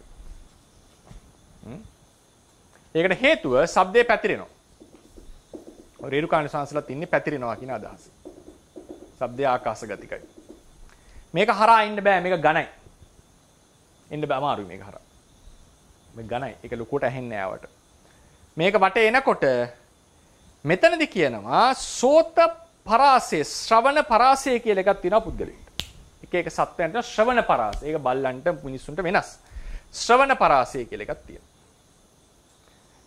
ඒ ශ්‍රවණ පරාසයට මේ ශබ්ද රූපය ඇතුළත් වෙනකොටම එතන ඉඳලා මේක ශ්‍රවණය වෙනවා. මෙතනට ආපු ගමන් මේක සෝත ප්‍රසාදයේ ආපාතගත වෙනවා. ඒ නිසා උන්වහන්සේගේ අදහස මේ දෙකේ මිශ්‍රණයක්. අසම්ප්‍රාප්තවයි වෙන්නේ. මොකද සද්දය දිශාව තීරණය කරන්න පුළුවන් උනේ අසම්ප්‍රාප්ත නිසා. හැබැයි අසම්ප්‍රාප්ත නිසා දිශාව තීරණය කරන්න පුළුවන් උනේ. හැබැයි ඒක ගමන් කරලා යම් ශ්‍රවණ පතේකට ආපු වෙලාවේ තමයි ඇහිලා. ඒ නිසා මේක ඒ නිසායි පරක්කුව සිද්ධ වෙන්නේ. පරක්කුව සිද්ධ වෙන්නේ කියලා උන්වහන්සේගේ යෝජනා. ඒ පරක්කුව ලොකුවට දැනෙන්නේ නැහැ නේ. දැන් මෙතන ඉඳන් කතා කරනකොට කතා කරන එකයි හඬයි එකපාර නැහෙන්නේ. එකපාර වගේ නැහෙන්නේ. ඒක ලොකු වෙනසක් වෙන්නේ නැහැ මෙතන. මේක අර ටිකක් දුර ඉඳලා එනකොට තමයි වෙනස තේරෙන්නේ. ඒ නිසා තමයි කියන්නේ මේක පරම්පරාව වශයෙන් එන එකේ ප්‍රමාදයයි මෙතන තියෙන්නේ. මෙතන කොහොමද ප්‍රමාදයට උත්තර දුන්නේ කියන එක පස්සේ අපි කතා කරමු. මේ කොටේ දුර සාර්ථකද නැද්ද කියන එක විමසන්න තියෙන ප්‍රශ්නයක්. ඉතින් ওই විදිහට තමයි ශබ්දයේ සම්බන්ධයෙන් ශබ්දය සහ ශ්‍රෝතය කියන එක ගැටෙනවා කියන එක සම්බන්ධයෙන් තේරවාදයේ තියෙන මත තුන. මත තුන. මේකෙදි කියන්නේ ශ්‍රවණ පරාසය ඇතුළත් වෙනකොට ඇහෙනවා කියන එක. ඊට පස්සේ තියෙනවා ශබ්දය සම්බන්ධයෙන් දැන් රූපය ඇහැට පේන්නේ ආලෝකයේ ඇතිකල්හිනේ. රූපය ඇහැට පේන්නේ ආලෝකයේ ඇතිකල්හි. ශබ්දය කනට ඇහෙනවා කියන්නේ අවකාශයේ ඇතිකල්. අවකාශය. අවකාශ වර්ග දෙකක් ගැන අටුවා කියනවා. එකක් තමයි සාමාන්‍යයෙන් තේරෙන එක කනේ සිදුර બ્લોක් වෙලා තියෙන්න බෑ. නේද? ඇරිලා තියෙන්නට ඕන. ඒක තමයි කන්න චිද්දේ තියෙන පිරිසුදු බව. මොකක් කරේ බෑග් ගහලා තිබුණොත් කලාඳුරු පිටලා තිබුණොත් මේක ඇහෙන්නේ නැහැ. සාමාන්‍යයෙන් ලාවට ඇහෙනවා. උතර සම්පූර්ණ පිළිවෙත ඇහෙන්නේ නැහැ. මේ කන් සිදුර පිරිසුදුව තියෙන්න ඕනේ. ඒක තමයි පළවෙනි නීතිය. දෙවෙනි එක තමයි සද්දය තියෙන තැනයි අහන කෙනයි අතර යම් අවකාශ තියෙන්නට ඕනේ. වැහිච්ච නැති බවක් තියෙන්නට ඕනේ. කියන්නේ උදාහරණයකට හොඳ ගල් සීල් පෙට්ටියක වගේ ඉන්නවා නම් පිට එක ඇහෙන්නේ නැහැ වගේ කතාවක් මේ කියන්නේ. අවකාශයක් තියෙන්නට ඕනේ. එන්න පිටින්. ඒ නිසා තමයි උදාහරණයකට මොනවද කියන්නේ අහවල් සිදුරු තියෙනවනේ. ඒ සිදුරු ඇතුලෙන් ඇවිල්ලා තමයි. ඒක තමයි දෙවෙනි අවකාශය. මහා අටුවාව කියපු. එන්නට ඉඩක් තියෙන්න ඕනේ ළඟට. ස්පේස් තියෙන්න ඕනේ. ඊට පස්සේ මහා පාලි අටුවාවේ කියනවා නෑ යම් තැනක සිදුර තිබේ නම්. එයා දැන් අර උඩ ඉඳන් ශබ්ද කරනකොට උඩ එක තමයි ඇහෙන්නේ. හැබැයි ඒක අර යතෝ චිද්දන් ඒක හරහා ඇහෙනවා කියලා කියන්නේ. කොතෙක් දුරට ඒක සාර්ථකද තේරෙන්නේ නැහැ. යතෝ චිද්දන් තතෝ සවන. ඒ කියන්නේ යම් සිදුරක් තියෙනවනේ ඒක හරහා මේක ඇහෙනවා. හැබැයි එන්නේ නැහැ. එන්නේ නැහැ. ඉතින් පරමද්දීපනේදී ලේඩි සෑඩෝ ස්වාමීන් වහන්සේ කියන අදහස උන්වහන්සේ මේ අදහස ඉන්න බව තමයි හැඟෙන්නේ අර අවකාශ කතාවේදී. නමුත් ඒක කොතෙක් දුරට සාර්ථකද නැහැ. මම නිකන් යෝජනාවක් ලෙස කිව්වේ. ඒකේ බඩ ඇතුලේ තියෙන සද්ද ඇහෙන එළියට. බඩ ඇතුලේ තියෙන සද්දේ බඩ හරහා එළියට ඇවිල්ලා. මොකද මේක කටෙන් ඇහෙනවා වගේ තේරෙන්නේ නැහැ අපිට. බඩේ ඇති වෙන සද්දේ අපිට කටේ සද්දයක් නැසනේ අපිට තේරෙනවා බඩේ සද්ද ඇතුලේ කියලා. පිටේ ඉන්න කෙනා. ඒ නිසා මේක වැහිලා තිබුණත් මේක සම්පූර්ණයෙන් වැහිලා තිබුණත් ඒක ඇහෙනවා කියන එක තමයි උන්වහන්සේගේ අදහස ලෙස පේන්නේ. නමුත් ඒක කොතෙක් දුරට ඒ ඝන භාවය උඩ ඒක මගේ ඒ ගෙන ආපු එක කොච්චර සාර්ථකද දන්නේ නැහැ. මොකද උදාහරණ දීලා තියෙන්නේ ඝන අර මේකක්නේ. ඝන මේ ගලක්නේ දීලා තියෙන්නේ ලෙන ඇතුලේ. ඒ නිසා ඒක හරහා එන්නේ නැහැ කියන එකයි බඩ හරහා එන්නේ නැහැ කියන එකයි කොතෙක් දුරට සාධාරණීකරණය කරන්න පුළුවන් දන්නේ නැහැ. මොකද ඒක මම ලියලා තියෙනවා. ඒක එක වෙලාවකට හිතනවා අපිට ඒක සාධාරණ මදිත් කියලා. කෙසේ වෙතත්. ඒ කියන්නේ මම ලියපු අදහස. ඉතින් මේ විදිහට තමයි සෝත ප්‍රසාදයේ එක්ක ශබ්දයේ ගැටෙනකොට ගැටීම සම්බන්ධයෙන් තියෙන මත සහ අවකාශය කියන එක විස්තර කරලා තියෙන්නේ කන් සිදුර සහ ශබ්දේ එන්නට අවකාශය හෝ ඇහෙන්නට අවකාශය කියන එක. ඊළඟට තියෙනවා පරමත දීපණී දක්වා ඇති පරිදි අර චක්කු ප්‍රසාදයට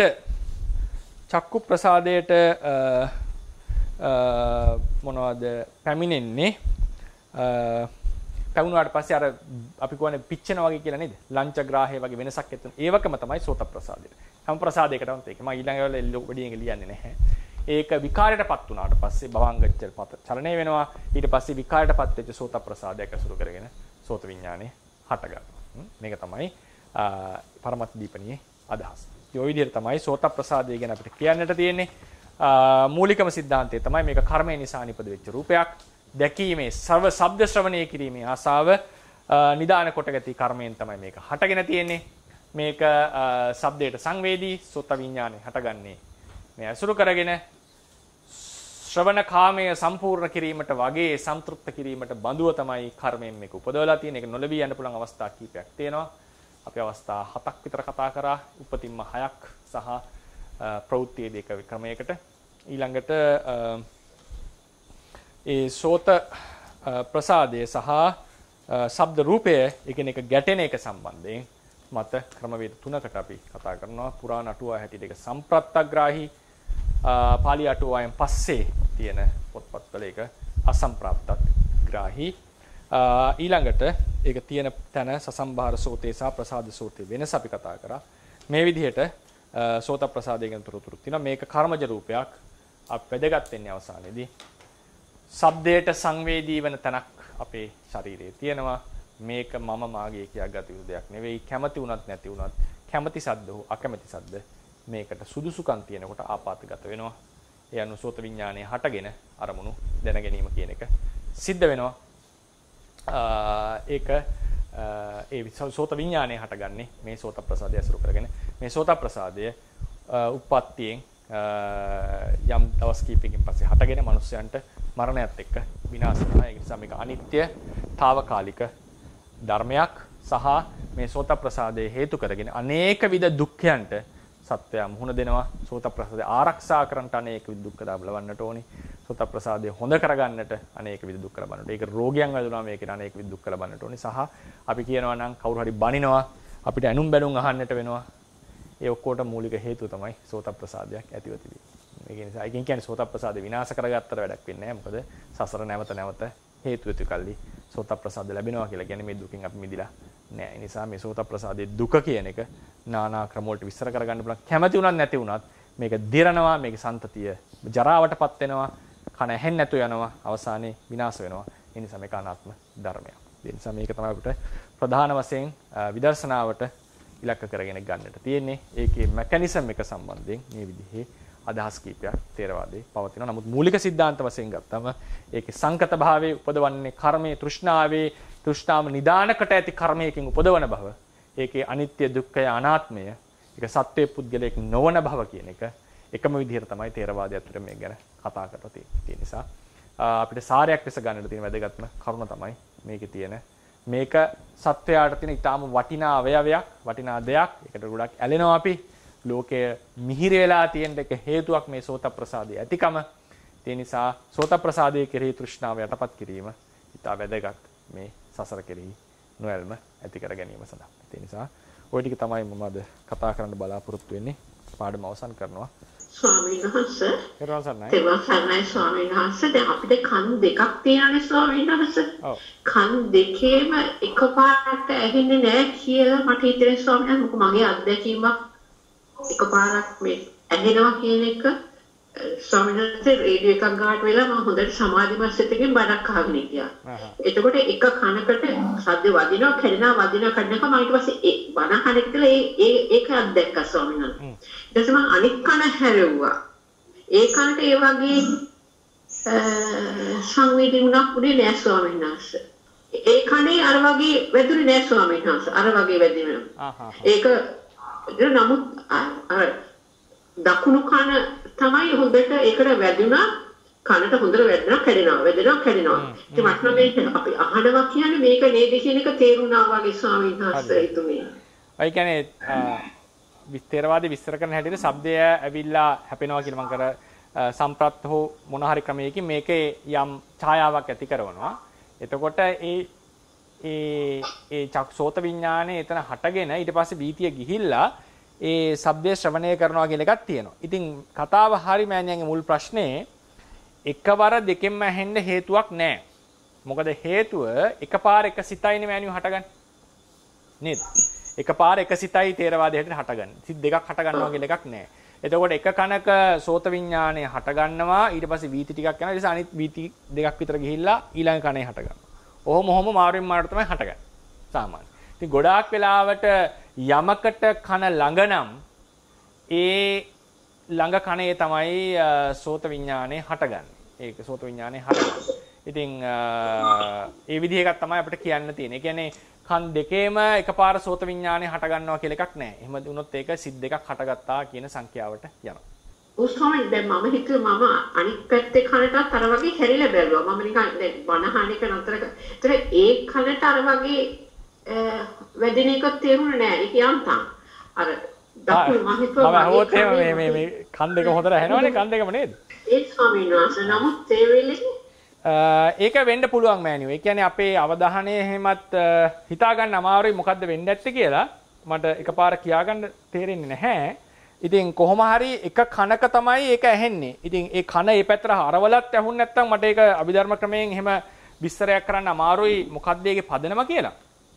හැබැයි මෙහෙමයි ඉතින් එක කනක් ඒ පැත්තේ තිබුණත් අනිත් කනට සංවේදී වෙන්න පුළුවන් શબ્දය. ඒ කියන්නේ අනිවාර්යෙන් මේකෙම මේ ඒ කියන්නේ උදාහරණ අපි අවධානය දීන් ඉන්නේ මේකට නම් උදාහරණයට අපි හිතමු අපේ අවධානය මේ පැත්තට ගියා නම් මේ පැත්තෙන් සද්ද ඇහෙනවා වෙන්න පුළුවන්. සමහරලාවට සමහර විඥාන මෑනියු හටගන්නේ අපේ අවධානය අනුව. එහෙමත් තියෙනවා. හැබැයි ඒක දැන් කොච්චර ඒක කන වගේ එක කොච්චර කන්ට්‍රෝල් කරන්න පුළුවන් දන්නේ නැහැ. ඉතින් කියන්න වෙන්නේ මට ඒක මැකනිස් වෙච්ච සිද්ධිය සම්පූර්ණයෙන් විස්තර කරන්න තේරෙන්නේ නැහැ. ඇයි එකකට ඇහුන්නේ නැත්තේ සහ එකකට ඇහුනේ කියලා. නමුත් කන් දෙකේම එකපාර හටගන්නේ නැහැ කියන එක පැහැදිලි. කන් දෙකේම එකපාර හටගන්නේ නැහැ කියන එක ධර්මයට එකඟයි. තෙරුවන් සරණයි ස්වාමින් වහන්සේ. තෙරුවන් සරණයි. දැන් මේක ටිකක් මෝඩ ප්‍රශ්නයක් වෙන්නත් පුළුවනි. දැන් අපි කියනවා ඔබ වහන්සේගේ ශ්‍රවණ තෘෂ්ණාව තියෙන නිසා කන ඇහෙනවා කියන එක කන ඇහෙන ප්‍රතිසන්දිය ලැබෙනවා කියන එක ඒකත් එක්ක බලනකොට ස්වාමීන් වහන්සේ දැන් ත්‍රි හේතුක ප්‍රතිසන්දිය කියන්නේ පිනෙන් නම් එතකොට කන ඇහෙන එක තෘෂ්ණාව නිසා ඇති වුණා ඒක පැහැදිලි කරන්න පුළුවන් ස්වාමීන් වහන්සේ දැන් ත්‍රි හේතුක ප්‍රතිසන්දිය කියන්නේ හොඳ ප්‍රතිසන්දිය. හරි. එයාට කන් ඇහෙනවා. ඔව්. එතකොට හැබැයි එයාට කන් ඇහෙන්නේ ශ්‍රවණ තෘෂ්ණාව තියෙන නිසා. නෑ ශ්‍රවණ තෘෂ්ණාව දැන් ඒතකොට එහෙනම් රහතන් වහන්සේට කන්න ඇහෙන්නේ නැති නතර වෙන්න එපේ. තෘෂ්ණාව කැපුවා පස්සේ. එහෙම එකක් නෙවෙයි මෙතන වෙලා තියෙන්නේ. ඒක හොඳටම තේරුම් ගන්න. වෙලා තියෙන්නේ උප්පත්තියට කලින් භවයේ දැන් උදාහරණ මේ භවයේ ශ්‍රවණ තෘෂ්ණාව නැති කරලා නැතිනම් ඊළඟට උපදින භවයේහි මට කනක් ලැබෙන්න අවස්ථාවක් තමයි තියෙන්නේ. හරිනේ? ඒක ඉපදුනාට පස්සේ ශ්‍රෝත ප්‍රසාදය ඇති වුණා. දැන් තියෙන තෘෂ්ණාව තියනවද නැද්ද කියන ඒවා අදාළ නැහැ. දැන් ශ්‍රෝත තෘෂ්ණාව නැති කළත් කන දිගටම ඇහෙනවා. පැහැදිලිද දැන් කතාව? හරියට. එතකොට දැන් ඉදිරියේදී අපි කියනවා මෑනියෝ දැන් ඔන්න උදේවය ඥානය වගේ අවස්ථාවලදී අවිද්‍යාව, තෘෂ්ණාව, කර්මය කියන තුනම බලපානවා රූපකයේ හට ගැනීමට. හැබැයි මේ තුනම අපි විනාශ කරනවා නේද රහත් වෙනකොට? තෘෂ්ණාව, කර්මය මේ තුනම විනාශ කරනවානේ. ඒ විනාශ කරා කියලා රූපකය නැති වෙනව නෙවෙයි. නේද? හරිනේ? පැහැදිලිද? රූපකය නැති වෙනව නෙවෙයි. හරි. හරි මම හිතන්නේ පැහැදිලි. ඒ නිසා අපි ගන්නට ඕනේ මේ හැම එකම ඉදිරියේ දෙන කර්මජ රූප උනත් ඒක මතක තියාගන්න. ඒ කර්මජ රූප සන්තතිය ආරම්භ කරනකොට තමයි මේ කර්මය ඒ ආරම්භ කරන කර්මය ඒකත් වැදගත්. ආරම්භ ඒ කියන්නේ ප්‍රතිසන්දි ගන්න දෙකක් තියෙනවා. උතන විස්තර කරනකොට කම්ප්ලිකේට් වෙනවා මම කල්පනා කරන්නේ. ප්‍රතිසන්දි ලබා ගන්නකොට එයාගේ තිබිච්ච තෘෂ්ණාවේ ප්‍රමාණයත් බලපානවා. ඒකත් වැදගත්. ඒ කර්මය කරනකොට තිබිච්ච තෘෂ්ණාව ඒ කියන්නේ කර්මය කොතෙක් දුරට ඒ තෘෂ්ණාවට සංවේදීද කියන එකත් ඒක මම ඉස්සරහට කතා කරන්නම් දීර්ඝව කොහොමද මේක මේ තේරුම් ගන්න කියලා. ඉතින් දැනට මෙහෙම තේරුම් ගන්න කලින් භවයේ ඒ කර්මය ඒ කියපු ඇසීමේ තෘෂ්ණාවට භාජනය වෙච්ච දෙයක් නම් හරිනේ ඊළඟ භවයේ උපදවනකොට සෝත ප්‍රසාදි උපදවනවා ඒ තෘෂ්ණාව සම්පූර්ණ කරන්න. දැන් මේ භවයේ තෘෂ්ණාව දිගටම තියනවද නැද්ද කියන එක අදාළ නැහැ. හරි. ඒ නිසා අපි ඒක සරලම උදාහරණයක් ගන්න. රහතන් වහන්සේ රහත් වුණාට ප්‍රසාද රූපයන් නැති වෙලා යන්නේ නැහැ. අවසරයි ස්වාමීන් වහන්සේ තෙරුවන් සරණයි. තෙරුවන් සරණයි. පළවෙනි ප්‍රශ්නෙන් අහපු දේ ස්වාමීන් වහන්සේ කන් දෙකෙන් කනක විතරක් කනක ඇහෙන එකට අර එක සිතක් ඒ වෙලාවේ පහළ වෙනවා කියන එක ඇස් චක්කු දෙකටම නාස් පුඩු දෙකට කන් දෙකට ඇස් දෙකට මුළු කයටම හැමතැනටම බලන් වෙන්න එපා නේද? එක සිතයින් එකපාර පහළ වෙන්නේ.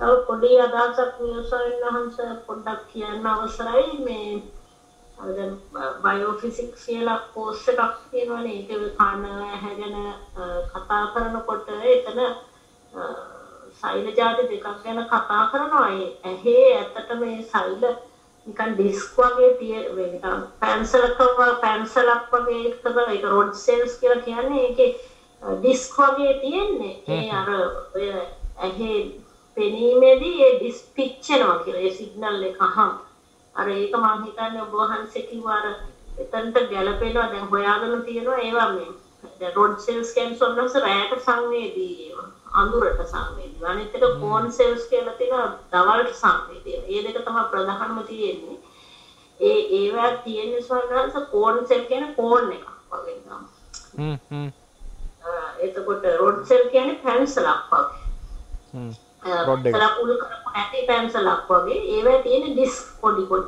ඒවා අර සිග්නල් එකට ඒවා තියෙන පිච් එකක් කියන්නේ සිග්නල් එක සම්පූර්ණ වෙනකොට අර මේ කැමරාවක වගේ අර කැමරාවේ පිච්චෙනවා වගේ පිච්චෙනවා කියලා ඒගොල්ලෝ දැනට සොයාගෙන තියෙන ඒක අර ධර්මයේ කර වහන්සේ එතකොට ඒක පිච්චුනාම කොහොමද ඒක අලුත් එකක් එන්නේ ඒක නෙමෙයි ආසන්නංසෝ ඒක අපි ඒ පිච්චෙනේව යන විදිහකුත් තියෙනවා ඒවත් කියන්නේ ඔව් පිච්චෙනේව යන වෙනම මේ සිස්ටම් එකක් තියෙනවා මේව අන්තෙන් හැදෙනවා මම අපේ ආහාරයෙන් එහෙම වෙන එච්චරම කියන්න මම දන්නේ නැහැ සොනද ඒක එතන ඒ විදිහට ඇහේදී ඒ විදිහට තියෙනවා ඒ ප්‍රෝටීන් දෙකක්ම තමයි තියෙන්නේ වේ හරි බොහොම පිං ඒ තොරතුරට මම තවත් අධ්‍යයනය කරන්න බොහොම පිං අතරවසන්න පුතේ අසරණස මේ දැන් අර දැන් ශෝධපදාසේ පොන්දු මුලදී එක මේ පැහැදිලි කරද්දි දැන් තේරෙනවා දැන් නිවන් දකින්න සවිනාස දැන් අපිට ඇස්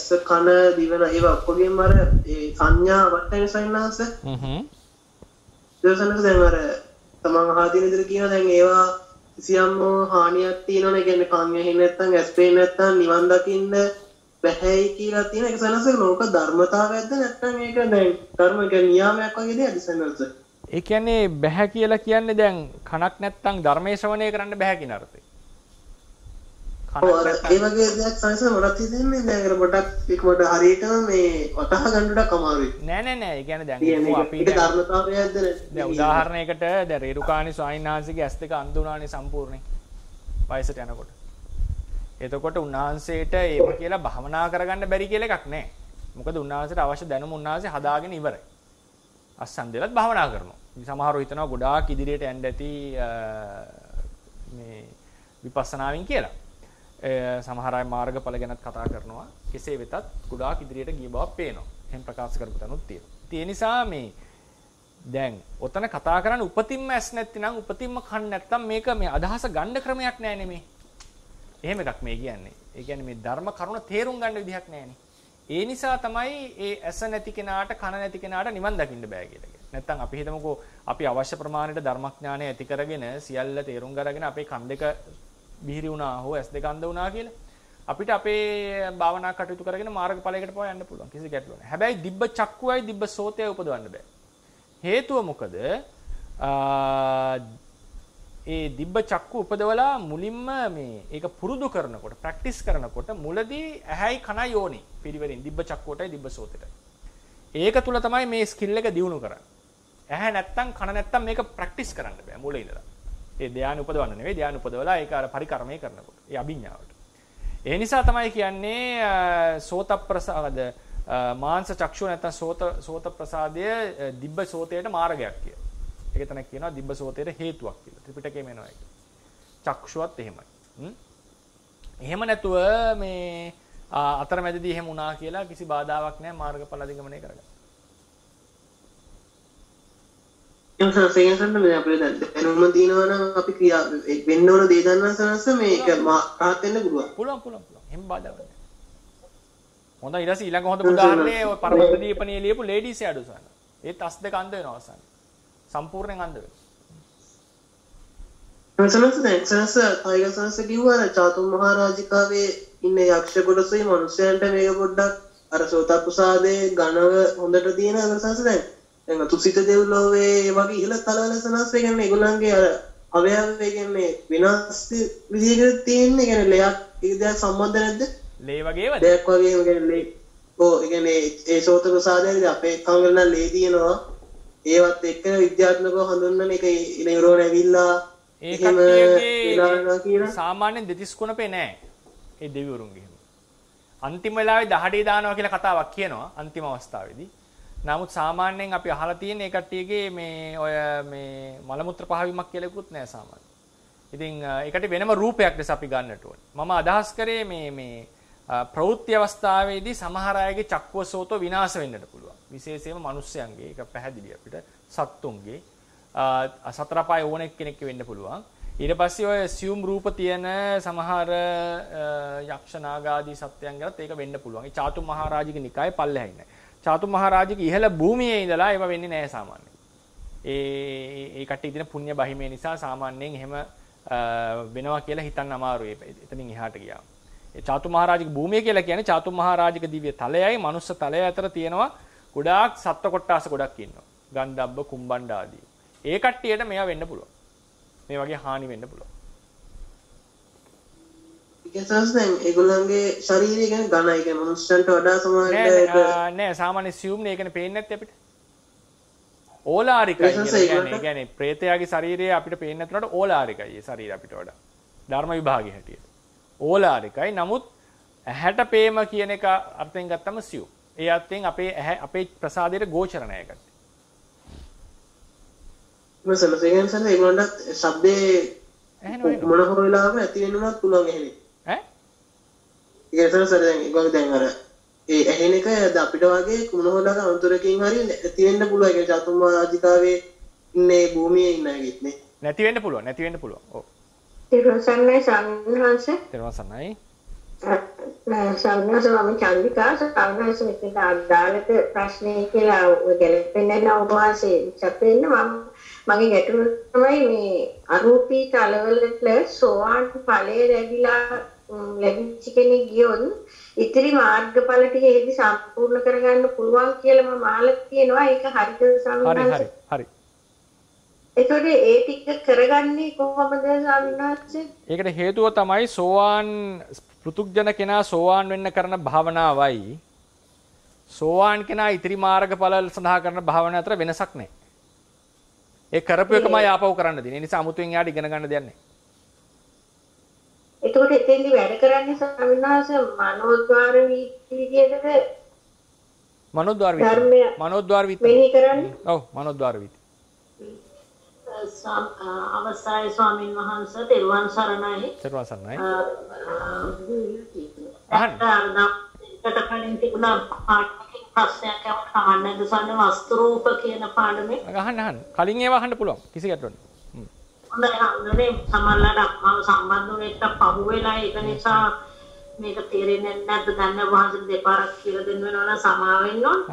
අර චක්කු ප්‍රසාදය අර ඒක පළවෙනි පිටේ තියෙන රූපාරම්මණය හා ගැටෙන එලෙසටම චක්කු විඥාන දෙකට නිශ්චය වන රූපය කියලා. ඒතර චක්කු විඥාන දෙකට කියන්නේ මොකක්ද කියන්නේ පොඩ්ඩක් පැහැදිලි කරන්න. ඒ තියෙනවනේ මේ කුසල විපාක චක්කු විඥානේ අකුසල විපාක චක්කු විඥානේ. ඒ දෙක නේද සම්හත. ඒ දෙක වෙන වෙනම තමයි හටගන්නේ. එකපාර හටගන්නේ නැහැ දෙන්න. ඒ දෙන්නට මෙයා නිශ්චය වෙනවා. හොඳයි තෙරුවන් සරණයි. අවසරයි මම ශාන්ති කතා කරන්නේ. ස්වාමීන් වහන්සේ චක්කු විඥානේ අපි වර්ණ රූපේනේ බලන්නේ. කොහොමද ස්නාස රූපේ හැඩය කොහොමද දන්නේ අපි? රූපේ හැඩය තේරුම් ගන්නේ චිත්ත වීති කීපයක් ගිහිල්ලා. ඒ කියන්නේ හතරස් රවුන්ඩ් මේ ඒ කියන්නේ චක්කු විඥාණයට ඒ හතරස් බව දැනෙන. ඒක දැනනවා කියන්නේ ඉතින් ඒක තියෙන විදිහට ආපාත නැතුනේ හැඩයක් කියන එකක් එතන තියෙනවා. හැඩේ නැහැ නෙවෙයි. ඔක එකතාවසුත් මෑනියු කෙනෙක් කව ප්‍රශ්නේ. නමුත් ඒක හැඩයක් ලෙස ප්‍රකට කරගෙන තේරුම් ගන්නේ වීති ගානක් ගිහිල්ලා. වීති කිහිපයක් යන්නට ඕන. එතකොට ඒ ඉස්සලම පහළ වෙනවා චක්කු විඥාන වීතියක් මනෝ විඥාන. නිසා ආයි චක්කු විඥාන මනෝ විඥාන. චක්කු විඥාන මනෝද්වාර. කොහොම වීති ගොඩාක් යනවා. එතකොට ඒකෙන් මේක ඒකෙන් ප්‍රකට වෙනවා. හොඳට ඒක ක්ලියර් වෙන්න පටන් ගන්නවා. ඊට පස්සේ කියනවා සමූහග්‍රාහික වීතිය කියලා. ඒකෙන් මේක හොඳට ප්‍රකට වෙන්නේ. ඒ කියන්නේ ඔක්කොම ටික එකපාර අර ගන්නවා මනෝද්වාරික වීතිය. ඊට පස්සේ ඒක නිසා තමයි ගිනි පෙනෙල්ල රවුමක් ලෙස පේන්න පටන් ගන්නේ. ඊට පස්සේ ඒක තවත් ඒක හොඳට ප්‍රකට වුණාට පස්සේ අන්න ඊළඟ වීතියෙන් අපිට හැඩය කියන එකේ අදහස එන්න පටන් ගන්නවා. ඒ කියන්නේ ඒකට හේතුව වර්ණය හොඳට ප්‍රකට වෙනකොට තමයි ඒකේ සීමා මායිම් කැඩිලා මෙතනින් එහාට මේ වර්ණය නෑ මෙතනින් එහාට මේ වෙන වර්ණයක් කියලා ඒක හොඳට දැర్శණය වෙනකොට තමයි හැඩය පිළිබඳ අදහස අපිට උපදින්නේ. සාමාන්‍යයෙන් අපිට මේ පෙනිච්ච රූප පරණ එකක් නත් අපිට මේ දැන් පේනවා වගේ දැනෙනවා. ඒ වුණාට පරණ ශබ්ද ඒ විදිහට ඇහෙන්නේ ඇහෙන එක මතක් කරගන්න අමාරු. මොකක් හින්දාද මේ මට නම් එහෙම ඇහිලා තියෙනවා. සමහරලාට ඇහෙනවා එහෙම. ඒ වගේ ටිකක් සමහරලාට මේ ඒ වෙලාවේ ඇහෙනවා වගේ ඒ වෙලාවේ ගඳ සුවඳ දැනෙනවා වගේ ඒක මතක් වෙනවා. පහටම වෙනවා ඒක. ඒක සමානව වෙනවද? වෙනස්කම් තියෙන්න පුළුවන් ඉන්ටෙන්සිටියේ. නමුත් සාමාන්‍යයෙන් පහටම තියෙනවා. අපිට නම් ඒක එහෙම දැනලා තියෙනවා. කොහොමද දන්නයිද? පෞද්ගලික වෙන්නත් පුළුවන්. පොතෙත් කියලා තියෙනවා එහෙම දැනෙනවා කියලා සාමාන්‍යයෙන්. ඒ වෙලාවේ ඇහෙනවා වගේ දැනෙනවා මනෝද්වාරයට. වගේ. සාමාන්‍යයෙන් දැක්ක දේවල් පරණ එකක් නත් මේ දැන් වගේ පේනවා. අරක ඉතින් අර දැකීම ගොඩක්ම අර අපිට අර දැකීම කියන එකට අවධානය වැඩිනේ. මං හිතන්නේ ඒක නිසා තමයි මේ වෙනස තේරෙනවා ඇත්තේ. ගොඩාක් අපි ඒකේ ඇබ්සෝබ් වෙලා ඉන්නකොට ඒ වෙලාවේ ඇහෙනවා වගේ දැනෙන අවස්ථා තියෙනවා නිකන්. හැබැයි ඉතින් අර දැකීමේදී අර මෙහෙම නිකන් ඡායාවක් වගේ පේනවා ඇහෙනකොට ඒක ඊට වඩා වෙනස් එක්ස්පීරියන්ස් එකක්. ඒක තමයි ඉතින් ඒ වෙලාවේ ඇහෙනවා වගේ දැනෙන්නේ. ඒ වෙලාව ඇහෙනවා වගේ දැනෙන්නේ. ඒක සමහර අයට නම් ඇහිලා ඒ වගේ දැනෙනවා ඉතින්. ඒක මට තේරෙන්නේ නැහැ ඉතින් ඒක පෞද්ගලික එක්ස්පීරියන්ස් එක කොහොමද විස්තර කරන්න කියලා. සෝනන්ත අවසරයි. පෙරවන් සන්නයි.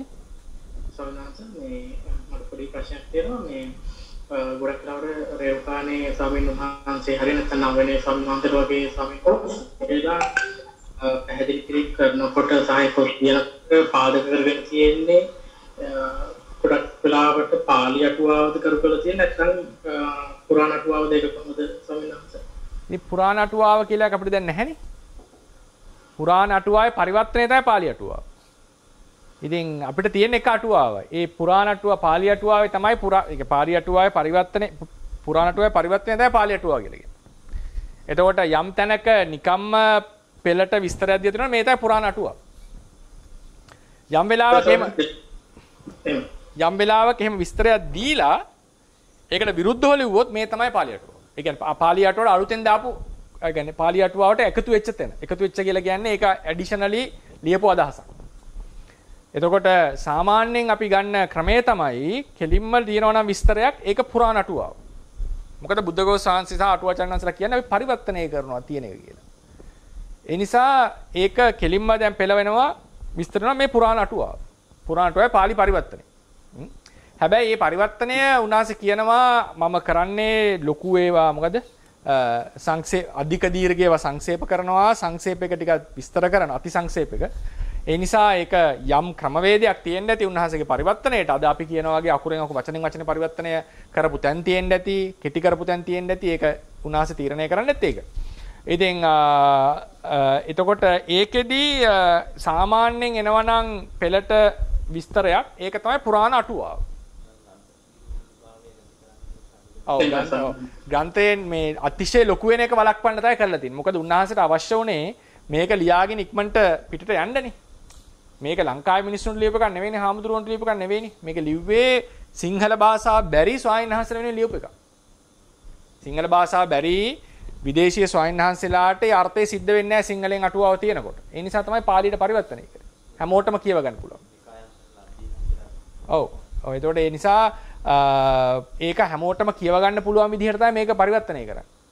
ඉතින් පාලි අටුවාව සිංහලට පරිවර්තනය කරන අවස්ථාව ගැන කියද්දි කියනවා එතනදී අදහස් කරලා තියෙනවා ඒ එකම භාෂාවෙන් මොකද ලංකාවට ආවේනික භාෂාවක් හින්දා සිංහලට ගත්තා මිශ්‍ර නෙමෙයි වළක්වන්න. වෙන අබේගිරිය ආදී නිකායවලත් පාලියෙන්ම ඒක යනකොට ඒ ලබ්ධිය වෙනස් වීමක් වෙන්න පුළුවන්, මිශ්‍ර වීමක් වෙන්න පුළුවන්. එතකොට ඒක පාලියක සිංහලට ගන්නවා. සිංහල එක පාලියට ගන්න හේතුව මේ අත්තන්න සාදින්ති. සිංහල භික්ෂූන් හැර අනිත් අයට අර්ථයක් සිද්ධ වෙන්නේ නැහැ මේකේ. ඒ නිසා පරිවර්තනය කරනවා. ඒක විශේෂයෙන්ම ඉන්දියාව වෙන රටවල ඉන්න ස්වාමීන් වහන්සේලාට මේ කියව ගන්න තමයි මේක පරිවර්තනය කරන්නේ. එතකොට උන්වහන්සේට තිබ්බ කාලේ ඔක්කොම ප්‍රශ්නෙන්ද ප්‍රායෝගිකව. ඊට පස්සේ මේක පොත ලොකු වෙන එක ප්‍රශ්නයක් වෙන නිසා මේක කන්සයිස් කරලා ලියනවා. හැබැයි ඒක නිකන් ඔහේ මේ කෙටි කරනවා නෙවෙයි.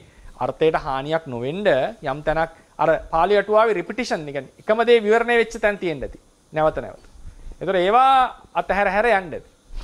ඊට පස්සේ යම් හේකින් පෙළට කෙලින්ම විවරණයක් තියෙනවා මේක පාලි මේක සිංහල ඒ කියන්නේ පුරාණ අටුවාව මේක. ඊට පස්සේ මොකක් හරි විශේෂයෙන් අපිච්ච තථාපි වගේ වචන වලින් ඒ ලියපු විවරණයට අපිච්ච තථාපි ආදී වචන දාලා තව විවරණයක් දෙනවනම් එතකොට ඒක පාලි අටුවාවේ අදහස. විශේෂයෙන් තථාපි කියන එක. ඒ වගේ මේ ඒ කියන්නේ එහෙම වුණත් කියලා ආපහු විස්තරයක් දෙනවා.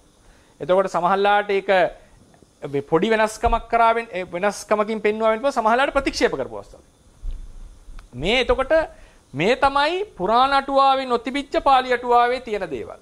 එහෙම නැත්නම් පාලි අටුවාවේ දැන් තියෙන්නේ පුරාණ අටුවාවම තමයි. ඒක සාරේ කොට ඒක ශරීර කොට ලියලා තියෙන්නේ. විශේෂයෙන් මහාට්ට කතා විනයට ගත්තා. අනිත් නිකායවලට සූත්‍ර අභිධර්ම වලට මහාට්ට කතා විතරක් තිබුණා කියලා තමයි හැඟෙන්නේ. වෙන ඒවා අරගෙන නැහැ. ඉතින් ඒ නිසා ඒක කොහොම තමයි උත්තරයක් දෙන්න වෙන්නේ. ඉතින් පාලි අටුවාව කියන්නේ පුරාණ අටුවාවෙම පරිවර්තනය. තව පොඩි ප්‍රශ්නයක් තියෙනවා මේ අතරම අර ත්‍රිලක්ෂණ සම්බන්ධ මේ ප්‍රශ්නයක්. දැන් අපි මේ රූපේදී අපි කියනවනේ ඒකේ දුක්ඛ ලක්ෂණයේදී ඒ රූපය දුකට හේතු වෙන නිසා සහ දුක් උපදින ස්ථානය නිසා රූපේ දුක කියලා අපි ගන්නවනේ. ඒක අපි කොහොමද සතර නාමස්කන්ධයට අපි ගන්නේ ස්වාමීන් වහන්සේ කියන්නේ වේදනා සංඥා සංකාර විඥාන කියන සතර නාමස්කන්ධයට ඒක එහෙමම ගන්න පුළුවන්. ඒ කියන්නේ දැන් දුක් උපදින තැන කියලා අපි රූපයට කිව්වට ඒක ඒ විදිහටම වේදනාවට හරි සංඥාවට හරි ගන්න පුළුවන්ද කියලා පොඩි ප්‍රශ්නයක් ආවම පොඩ්ඩක් ඒ නාමස්කන්ධයට ඒක දුක්ඛ ලක්ෂණය ගන්නකොට ඒක වෙන්නේ කොහොමද කියලා පැහැදිලි කරන්න. ඉතින් වේදනාව ගත්තම දුක්ඛ වේදනාම තමයි දුක. ඒක දුක දුකමයි. ඒක ගැන ආයේ මොකක්වත් හොයන්න දෙයක් නැහැ ඒක. ඇයි දුක් වෙන්නේ කියලා. ඒම දුකක්. ඊට පස්සේ දුක්ඛ වේදනාව හටගන්නේ සිතේ වේදනා සංඥා සංස්කාර විඥාන නිසානේ. ඒතකොට ඒව නැතුව අරකට හටගන්න බෑ. නිසා ඒක තමයි ස්ථානීය. ඒ තුන තමයි ස්ථානීය. සංප්‍රයුක්ත නිශ්‍රය ආදී ප්‍රත්‍ය වලින් උපකාර වෙලා තියෙනවා. ඒ නිසා ඒක නැතුව වේදනාවට හටගන්නේ නැහැ. වේදනාව පවතිනම අනිත් නාමස්කන්ධ තියෙනවා. ඊට චිත්ත ප්‍රවෘත්තිය චිත්ත පරම්පරාව තිබුණ නැත්නම් මොකක්වත් නැහැ. ඒ කියන්නේ අසංසත්තේ ප්‍රශ්න නැහැ. ඒ නිසා ඒ චිත්ත ප්‍රවෘත්තියම සිතේ පැවැත්මම ලොකු ප්‍රශ්නයක්. දුක්ඛ උපදීමට. ඊළඟ එක තමයි සැප වේදනාව වගේ එකක් ගත්තොත් ඒකට ඇලුනාට පස්සේ ඒක ලොකු දුකක් ගෙන දෙන්න හේතු වෙනවා. ඒක වෙනස් වෙනවා විපරිණාමයට ලක් වෙනවා. උපේක්ෂා වේදනාවත් එහෙමයි. එකක් ලෙස තියෙන්නේ. ඊට පස්සේ ඊළඟ දුක්ඛ ලක්ෂණේ දුක්ඛ වේදනාව උපදින බව නැත්නම් වෙහෙස ගෙන දෙන බව. වෙහෙස. මහන්සි වෙන්නට ඕන. සැප වේදනාව ඉපදවා ගත්තට ගොඩක් මහන්සි වෙලා මේක ඉක්මනින්ම බිඳෙනවා. නැවත ඒක උපදවාගෙන ලොකක් වෙහෙසක් දරන්නට ඕන. කායික මානසික වෙහෙසක් දරන්නට ඕන.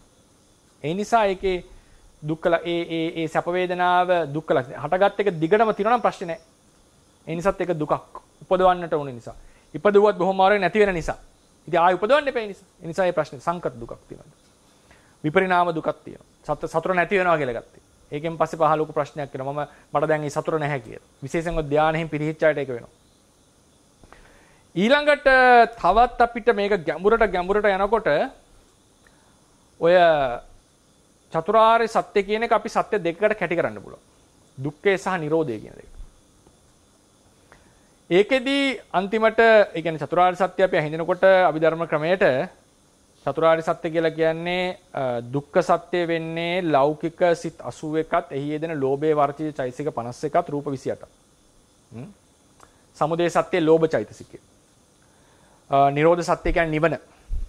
මාර්ග සත්‍ය කියලා කියන්නේ සතර මාර්ග සිත්වල පහළ වෙන සම්මා දිට්ඨි, සම්මා සංකප්ප, සම්මා වාචා, සම්මා කම්මන්ත, සම්මා ආජීව, සම්මා වායාම, සම්මා සති, සම්මා සමාධි කියන චෛතසික 8.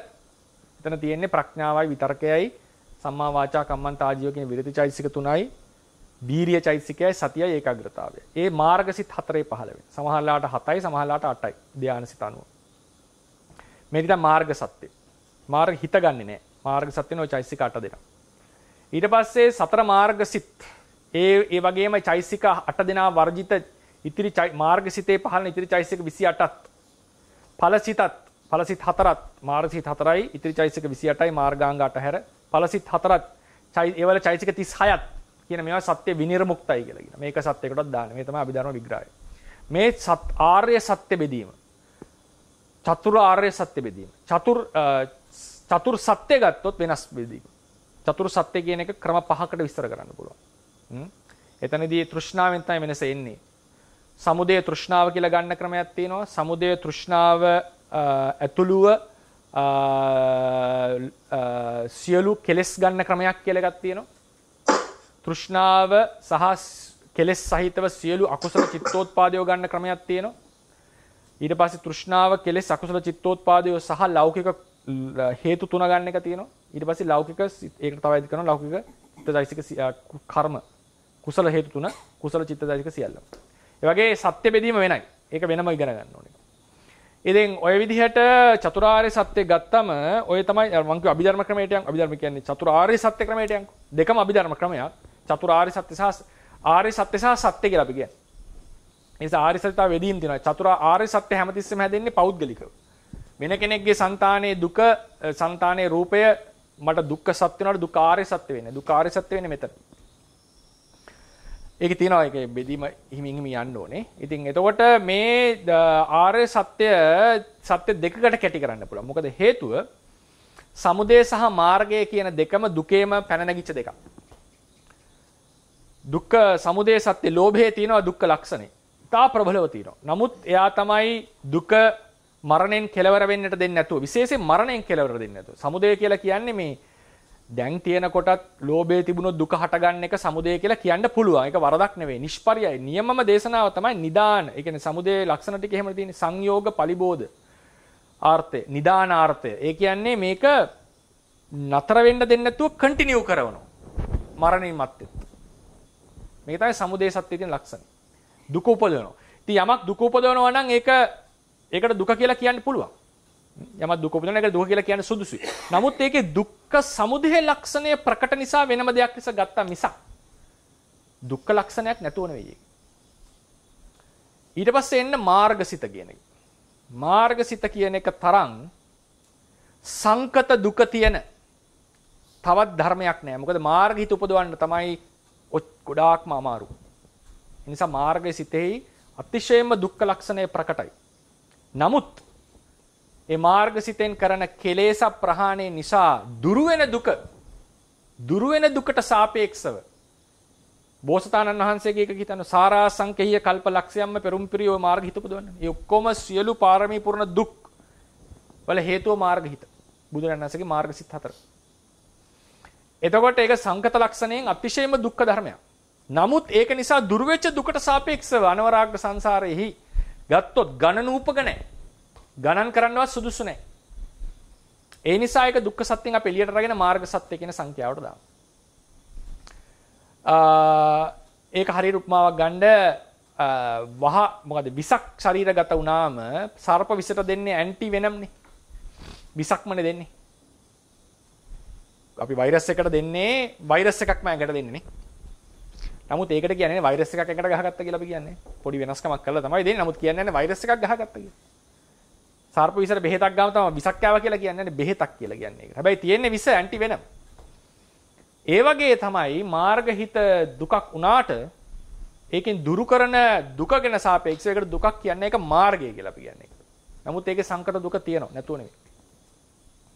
ඊළඟට තියෙනවා මාර්ගයේ ඒ ආර්ය සත්‍ය විනිර්මුක්ත වෙච්ච සතර මාර්ගසිත සහ එහි අවශේෂ චෛසික 28යි සතර මාර්ගසිතුයි ඵලසිත 4යි චෛසික 36 කියන දෙනා ඒ කට්ටියත් ඒ දුක්ඛ සත්‍යයට ඇතුළත් කරන්න සුදුසුයි. නමුත් ඒවා තෘෂ්ණාවට වස්තු වෙන්නේ නැහැ, අරමුණු වෙන්නේ නැහැ. තෘෂ්ණාවට වස්තු වීමයි අරමුණු වීමයි දෙකක්. වස්තු වීම සහ අරමුණු වීම. ඒක මම පස්සේ විස්තර කරන්නම් රූපේ බෙදීම් පාඩමේ. රූප විභාගයේදී විස්තර කරනවා. කෙලේශවත්තු ආරම්මන නාමවත්තු නාමවත්තු, කෙලෙස් වත්තු. නාමවත්තු අපි ඉගෙන ගන්න ඔය වස්තු රූප 6 කියලා. කෙලෙස් වත්තු කිව්වම මේ සියලු රූප නාම ධර්මයෝ ලෞකික ධර්ම සියල්ල ඇතුළත්. මොකක්ද ඒ කියලා අපි ඒක පස්සේ විස්තර කරගමු. ඒ නිසා මේ මාර්ග සිත් 4යි අවශේෂ චෛතසිකයි ඵල සිත් 4යි එහි දෙන චෛතසිකයි මේවා කෙලෙස් වස්තු වෙන්නෙත් නැහැ, කෙලෙස්ට ආරම්මන වෙන්නෙත් නැහැ. ඒ නිසාත් මේක දුක්ඛ සත්‍යර දාන්න නැතුව හැබැයි ඒකට මාර්ගයේ නම දෙන්නත් බෑ, නිරෝධයේ නම දෙන්නත් බෑ, සමුදය නම දෙන්නත් බෑ, දුක්ඛයේ නම දෙන්නත් සුදුසු නැති නිසා මේ කට්ටිය වෙනියෙන් තියලා දැම්මා. ඒ කට්ටිය දුක්ඛ කොටව දැම්මේ නැහැ. නමුත් මේවල දුක්ඛ ලක්ෂණේ නැද්ද? තියෙනවා. රහතන් වහන්සේට උනත් ඵල සමාපත්තියට සමවදින්න ඕන නම් ඒකට යම් උත්සාහයක් ගන්නට ඕන.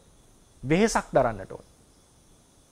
මයිකපාරුත් කියලා ඇති එක වෙලාවක් රහතන් වහන්සේලා දෙනමක් ගුරුවරයා සහ ගෝලයා. ගුරුවරයා අවුරුදු 7යි. මේක තියන්නේ මජ්ක්‍ධිම නිකාය අටුවාවේ. ගුරු සාහිණාංශේ ගොඩක් වැඩි හිටියේ. දෙන්නා වස් සමාදන් වෙන්න ගියාම ආරණ්‍ය සේනාසනයකට ගුරුවරයාට හොඳ තැනක් හම්බ වෙනවා. ගෝලයාට හම්බ වෙන්නේ පොඩි සාමාන්‍ය සංස්කෘත කෙලවරක වගේ හම්බ වෙනවා.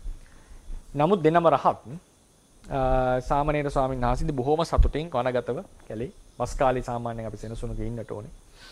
නමුත් ප්‍රත්‍යන්තයේ තියෙන නිසා හොඳට ඉතින් පහසුවෙන් වැඩ හිටියා කැලේ. වනසතුන් එහෙම ඉන්න තැන. ගුරු ස්වාමීන් වහන්සේට වගකීමක් තියෙනවා තමන්ගේ ශිෂ්‍යයා. රහත් වුණා කියලා වගකීමෙන් බෙදෙන්න බෑ. විනය වගකීම. ඒක වෙනම එකක්. පුත්‍ර ස්නේහ පුත්‍ර සංඥාව නැති කරගන්නද කියන්නේ. ඉතින් රහතන් වහන්සේ අර ගුරු ස්වාමීන් වහන්සේට නිතර කල්පනා වෙනවා. කරුණාව පෙරදරි කරගෙන වගකීම පදනම් කරගෙන මොකද්ද දන්නේ වෙලා තියෙන පොඩි කෙනාට. අවුරුදු 7යි. පොඩි සුකුමාලයි සීතෙන් උෂ්ණයෙන් ප්‍රශ්නේ මැසි මදුරු පීඩා වනසතුන්ගේ පීඩා මේක කරුණාවෙන් හිතනකොට අටුවාවේ කියනවා මාස 3ම ඵල සමාපත්තියට සමවදින්න බැරුණා කියලා. මේ සිතිවිල්ල නිසා. අපිට හිතෙන්න පුළුවන් මේක පුළුවන් රහතන් වහන්සේ කෙනෙක් වෙන්න කියලා. ඒ හේතුව අපි හිතන් ඉන්නවා රහතන් වහන්සේ කියලා කෙනෙක්. එහෙම නෙමෙයි තේරවාදී රහතන් වහන්සේ අර්ථකථනය කළේ. ඒක තමයි තේරවාදී ඉගෙන ගන්නට ඕනේ. තේරවාදී හරියට තේරුම් ගන්න. රහතන් වහන්සේ ඊට පස්සේ දෙන්න හමු වෙනවා. ඉදලා කහනවා කොහොමද නම? අනේ ස්වාමීනි මම නම් බොහෝම හොඳින් වස් කාලේ ගත කරා කියලා කිව්වම අපිට නම් ওই නම ගැන හිතලා එහෙම ලොකු සනසීමක් තිබුණේ නැහැ. හැබැයි දෙන්නම රහත්. ඒ නිසා රහතන් වහන්සේ නමුත් ඵල සමාපත්තියට සමවදින්න ඕන නම් ලේසි අනිත් අයට වඩා. ඒකේ වාදයක් නැහැ. යම් කිසි ප්‍රයෝගයක් කෙරිය යුතුයි. යම් කිසි උත්සාහයක් දැරිය යුතුයි. වීරියක් තියෙන්න ඕනේ. ඡන්දයක් තියෙන්නට ඕනේ. වශීභූත වෙච්ච රහතන් වහන්සේ පවා ඒකට ඡන්දය වීරිය උපදී. මේක වෙහෙසක්. නාම ධර්මයක්. නාම ධර්මයන්ගේ ඉපදීම යනුම ප්‍රශ්නයක්. ඒක නිවනට සාපේක්ෂව දුකක්. නිවනේ මේ දුකක් නැහැ. ඒ නිසා ඒක ශුන්‍යතයි කියලා කියන නිර්වාණය. මේ දුකක් නැති නිසා ඒ වගේ ගත්තම නිවනේ දුක්ඛ ලක්ෂණේ නැහැ. ඒ නිසා නාම ධර්මයෝ දුකට ඔය කියපු හැම ක්‍රමයෙන්ම දුක්ඛ වේදනාවට සංප්‍රයුක්ත සහජාත වශයෙන් ඊට පස්සේ ඒක සන්තතියක් වශයෙන් උපදින්නට අනන්තර සමානන්තර ආදී ලෙස මේ සන්තතිය තියෙන නිසා දුක උපදින්න කියන එක වශයෙන් සාමාන්‍ය ක්‍රමයට ඊට පස්සේ හොඳ සතුටු සාගත සිත් පහළ වුණාට පස්සේ නැවත නැවත ඉපදවීමට වෙහෙසන්නට වෙන වශයෙන් ඊට පස්සේ නැති වුණාට පස්සේ දුක් වෙන වශයෙන් ওই ධානයක් වගේ එකක් කුසලයක් වගේ එකක් සෝමනස්සයක් වගේ එකක් ඊට පස්සේ පරම කෙලවරෙන් අරිහත් ඵලසිත පවා චතුර්ථ ධානය සංප්‍රයුක්ත පංචම ධානය සංප්‍රයුක්ත ඵලසිත නැත්තම් බුදුරජාණන් වහන්සේගේ චතුර්ථ ධානය සංප්‍රයුක්ත ඵලසිත උන්වහන්සේට තිබුණා කියන්නේ සෝමනස්ස ඵලසිත. උපේක්ඛා ඵලසිත නෙමෙයි තිබුණා කියන්නේ. ඒ ඵලසිත පවා උපදවන්නට වෙන නිසා නැවත නැවත උත්සාහ සංකත භවෙන් පීඩාවක්. ඒ නිසා ඔහොම තමයි දුක්ඛ ලක්ෂණ අපි ගැඹුරින්ම විස්තර කරන්නේ. ඒ නිසා නාම ධර්මයෝ ඒකාන්ත දුකක්. ඒක නිවනේ නැහැ. ඒ නිසා සියලු නාමයෝ දුක්ඛ ලක්ෂණින් යුක්තයි. ඒකේ අපි විපස්සනාවට ගන්නේ ලෞකික නාමයෝ නිවනට සාපේක්ෂව සියලු නාමයෝ සියලු සංඛතයෝ දුක්ඛ ලක්ෂණින් යුක්තයි. ඒතර අවසාන වශයෙන් මම අවසන් කරන්නම් ඒක නැත්තම් උත්තරේ පරිපූර්ණ නැති නිසා දැන් කෙනෙක්ට හිතෙන්න පුළුවන් මාර්ගයේ උපදවන්න නම් මෙච්චර දුකක් දරන්නේ. මේක මාර්ගයේ සංකත බව පැහැදිලි. කෙනෙක්වත් නැහැනේ නිවන දකින්නනේ මෙච්චර දුක උපදවන්නේ. මෙච්චර දුක් විඳින්නේ පාරමිත පුරණ. ඒක නිවන ඇති කරපු දුකක් නේ. නිවනට කැමති නිසා, නිවනට ඇති ඡන්දය නිසා අපි උත්සාහවත් වෙනවා. සමහරට ඒක තෘෂ්ණාවක් ලෙස බලනවා, සමහරට ඡන්දයක් ලෙස බලනවා. සමහරට තෘෂ්ණාව, ඒකේ තෘෂ්ණාවට නිවනට ඇති තෘෂ්ණාවට, භාවනාවට ඇති තෘෂ්ණාවට කියනවා කුසල තණ්හාව කියලා නෙත්තිය. කුසල තණ්හාව. කුසල තණ්හාව කියලා කියන්නේ කුසලයක් නිසා නෙවෙයි, ඒකෙන් යහපතක් වෙන නිසා. තණ්හං නිස්සාය තණ්හං පජහති. මානං නිස්සාය මානං පජහති. ඒ වගේ මුලදී නිවන් දකින්න කැමැත්තක්, භාවනා කරන්න කැමැත්තක්, තෘෂ්ණාවක් තියෙනවා කියන එක බාඩුවක් නෙවෙයි ඒක. හැබැයි ඒක ඉදිරියට යනකොට දුර වෙන්නට ඕනේ. ඉදිරි මාර්ග විපස්සනා ඥානවලදී. ඒ නිසා දැන් කෙනෙක් හිතනවා මේ නිවන් දකින්න කැමැත්ත තිබ්බ නිසානේ මේ පාරමිතා පුරන්න ඕනේ. දැන් කවුරු හරි මට රහත් වෙන්න නෙවෙයි නිවන් දකින්න. අනුපාදිශේ පරිනිර්වාණ. එතකොට මේ නිවන නේද මේ දුක ඇති කරේ කියලා කෙනෙක් ප්‍රශ්නයක් අහන්න පුළුවන්. ඒක අපි උත්තර දෙන්නේ මේ විදිහට. යම් කෙනෙක්ට ඡන්දම ඉරසඳ බලන්නට අවශ්‍යතාවයක් තියෙනවා. හැබැයි ඉරසඳ බලන්නට බෑ, ඇහි රෝගයක් න පටලයක් බැඳිලා. මේ පටල ඉවත් කරගන්නට ඕනේ. ඒකට ගොඩාක් මහන්සි වෙලා බෙහෙත් හොයන්නට ඕනේ. මේ බෙහෙත් යොදලා තමයි මේ පටලේ ටික ටික සුද්ධ කරගත්ත දවසට ඉරහඳ පේනවා. ඒ වගේ තමයි නිර්වාණ ධාතුව විද්‍යමානයි. ඒක වැහිලා තියෙන අනුස්සය මෝහය නිසා අපිට. මේ මෝහය ඉවත් කරගත්ත දවසට අපිට නිවන ප්‍රත්‍යක්ෂ කරගන්න පුළුවන්. දකින්නට පුළුවන්. ඒකට පැමිණෙන්නට පුළුවන්. ඉරහඳ බලන්නට අවශ්‍ය කෙනා බෙහෙසිලා බෙහෙත් හොයලා බෙහෙත් කරන දුක ඉරහඳ නිසා ලැබිච්ච එකක් නෙවෙයි, ඔහුගේ රෝගය නිසා ලැබිච්ච එකක්. ඒ දෝෂේ අයිතිකරු ඇහි තිබිච්ච පටලේ රෝගය, ඉරහඳ නෙවෙයි. ඒ වගේ ඉරහඳයකට වග කියන්නේ නැහැ. ඒ වගේ නිර්වාණ ධාතුව නෙවෙයි පාරමිතා පූර්ණ දුකෙහි හේතුව, කෙලෙස් ප්‍රධානම හේතුව කෙලෙසය. හැබැයි ඒ කෙලෙස්යෙන් නසන්නට මාර්ගහිත උපදවාගත යුතුයි. මාර්ගහිත උපදවන එකක්. ඒ නිසා ඒකත් ඒ දුකෙන් මිදිලා නැහැ. ඒකත් ඒ දුකෙන් මිදිලා නැහැ. සංකත දුකෙන් මිදිලා නැහැ. ඒ නිසා විශේෂම දුක උපදවන්නේ හේ දුකට හේතුව පාරමිතා පූර්ණ දුකේ හේතුව අවිද්‍යාදී අනුසය කෙලෙස. ඒක නසන්නට උපදවන දේ පහසුවෙන් උපදින්නේ නැති නිසා මේ සංකත දුකත් මාර්ගහිතත් සංකත දුකට යටත් දුක උපදවනවා. හැබැයි ඒ කිසිදු, ඒ කියන්නේ මාර්ගහිතටත් ඒ චෝදනාව කියලා කියන්නේ ඒ අපිරිසුදු භව ඒ අතින් සර්ව සම්පූර්ණ සැපයක් නොවන බවෙන් මාර්ගහිත මිදිලා නැහැ. ඒක පිටලා නිරුද්ධ වෙනවා. නමුත් අය උපදවා ගන්න අවශ්‍ය නැහැ. ඒ නිසා නැවත උපදවා ගැනීම අවශ්‍යතාවය නැහැ. එතනින් ඒක හොඳයි. සා ලොකු දුක නිරුද්ධ කරනවා. නමුත් ඒක උපදවා ගන්න ලොකු වෙහසක් දරන්නට ඕන. මාර්ගාංග දියුණු කරන්නට ඕන. නිකන් උපදින්නේ නැහැ. ඒක තමයි ඒකේ තියෙන දුක් උපදවන බව. නිවන කියන්නේ ඒ කිසිදු තැනකින් චෝදනාවට ලක්වන දෙයක් නෙවෙයි. නිවනේ වරදක් නැහැ. නිවන විද්‍යමානයි. අපි ළඟයි වරද තියෙන්නේ. අපේ ඉන්ද්‍රිය ධර්ම දියුණු නැහැ. කෙලස් ටික ප්‍රබලයි. ඒ නිසා මේ පාරමිතා පූර්ණ දුක, මේ සියලු දුක හේතුව මේ පංච උපාදානස්කන්ධයෙන් මිසක් ඒකේ වගකීම නිවනට නෙවෙයි යන්නේ. ඒ නිසා ඒ ප්‍රශ්නේ පරිපූර්ණ කරන්න ඒ උත්තරේ දුන්නේ ඒක අවසාන කැලල. නැත්තම් ගත්තොත් නාමයන්ගේ දුක කියන එක ඔය විදිහට තමයි තේරුම් කරන්න වෙන්නේ. තේරුම් ගන්නයි. තේරුම් ගන්නයි. සංඝාංශ මම චන්දිකා සංඝාංශ දැන් වර්ණ රූපයක් කියන එක අපිට හම්බෙන රූප කලාප 21ක් කියලා ගත්තොත් ඒ 21 තුලම වර්ණ රූපය අඩංගු වෙනවනේ. හරි. එතකොට අපේ චක්සු ප්‍රසාදයේ ඒ රූප කලාප හැම එකම තියෙන වර්ණ රූපේ වර්ණයේ විදිහට ගෝචර වෙනවද? ඒ කියන්නේ ඒක ගැටෙන්න සුදුසු ගැටෙන්නට තරම් වර්ණයක් නම් ගෝචර වෙනවා. කර්මජ, චිත්තජ, ඍතුජ, ආහාරජ කියන සතර ප්‍රත්‍යයම රූප චක්කු ප්‍රසාදයේ ගෝචරයි කියලා.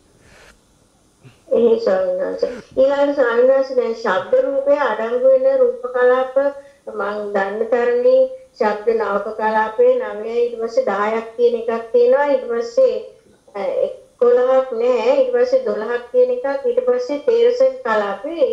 එතකොට ඒ කලාප හතරෙම තියෙන ශබ්ද රූපය අපිට ශබ්දයක් විදියට සෝත ප්‍රසාදයට ගෝචර වෙනවද? ශබ්දය හටගන්න රූප කලාප 6ක් තියෙනවා. ඒ ස්වාමීනි ඒවා අදාළ නැත්නම් දැන් මට පැහැදිලි කරේ නැත්නම් දැන් අර සෝත ප්‍රසාදේ නිසා ඒ 6ෙම තියෙන ශබ්දය ගෝචර වෙනවා.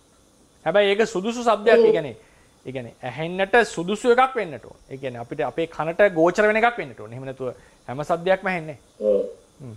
ඒ නිසා ශබ්ද නවකේ විතරක් කියලා එහෙම නෑ. අවසරයි ස්වාමීන් වහන්සේ. ඊළඟයි. ditta ධම්ම වේදනීය කර්මයක් විදියට අපි හිතමු මේ භවයේදී තුවාලයක් හරි වගේ රෝගයක් හැදුනහම ඒතකොට දැන් කර්මජ රූප ඒතකොට දැනට හැදිලා තියෙන අපේ පෙර භවයක කර්මයක් හින්දානේ. එතකොට කොහොමද දැන් ඒ රූප සංතතියට ඒක බලපාන්නේ? එතකොට ඒ හැදෙන්නේ කර්මජ රූපද? ඒ කියන්නේ තුවාලය කියලා කියන්නේ උතුජ රූපද? කොහොමද ඒක අපි විස්තර කරන්නේ?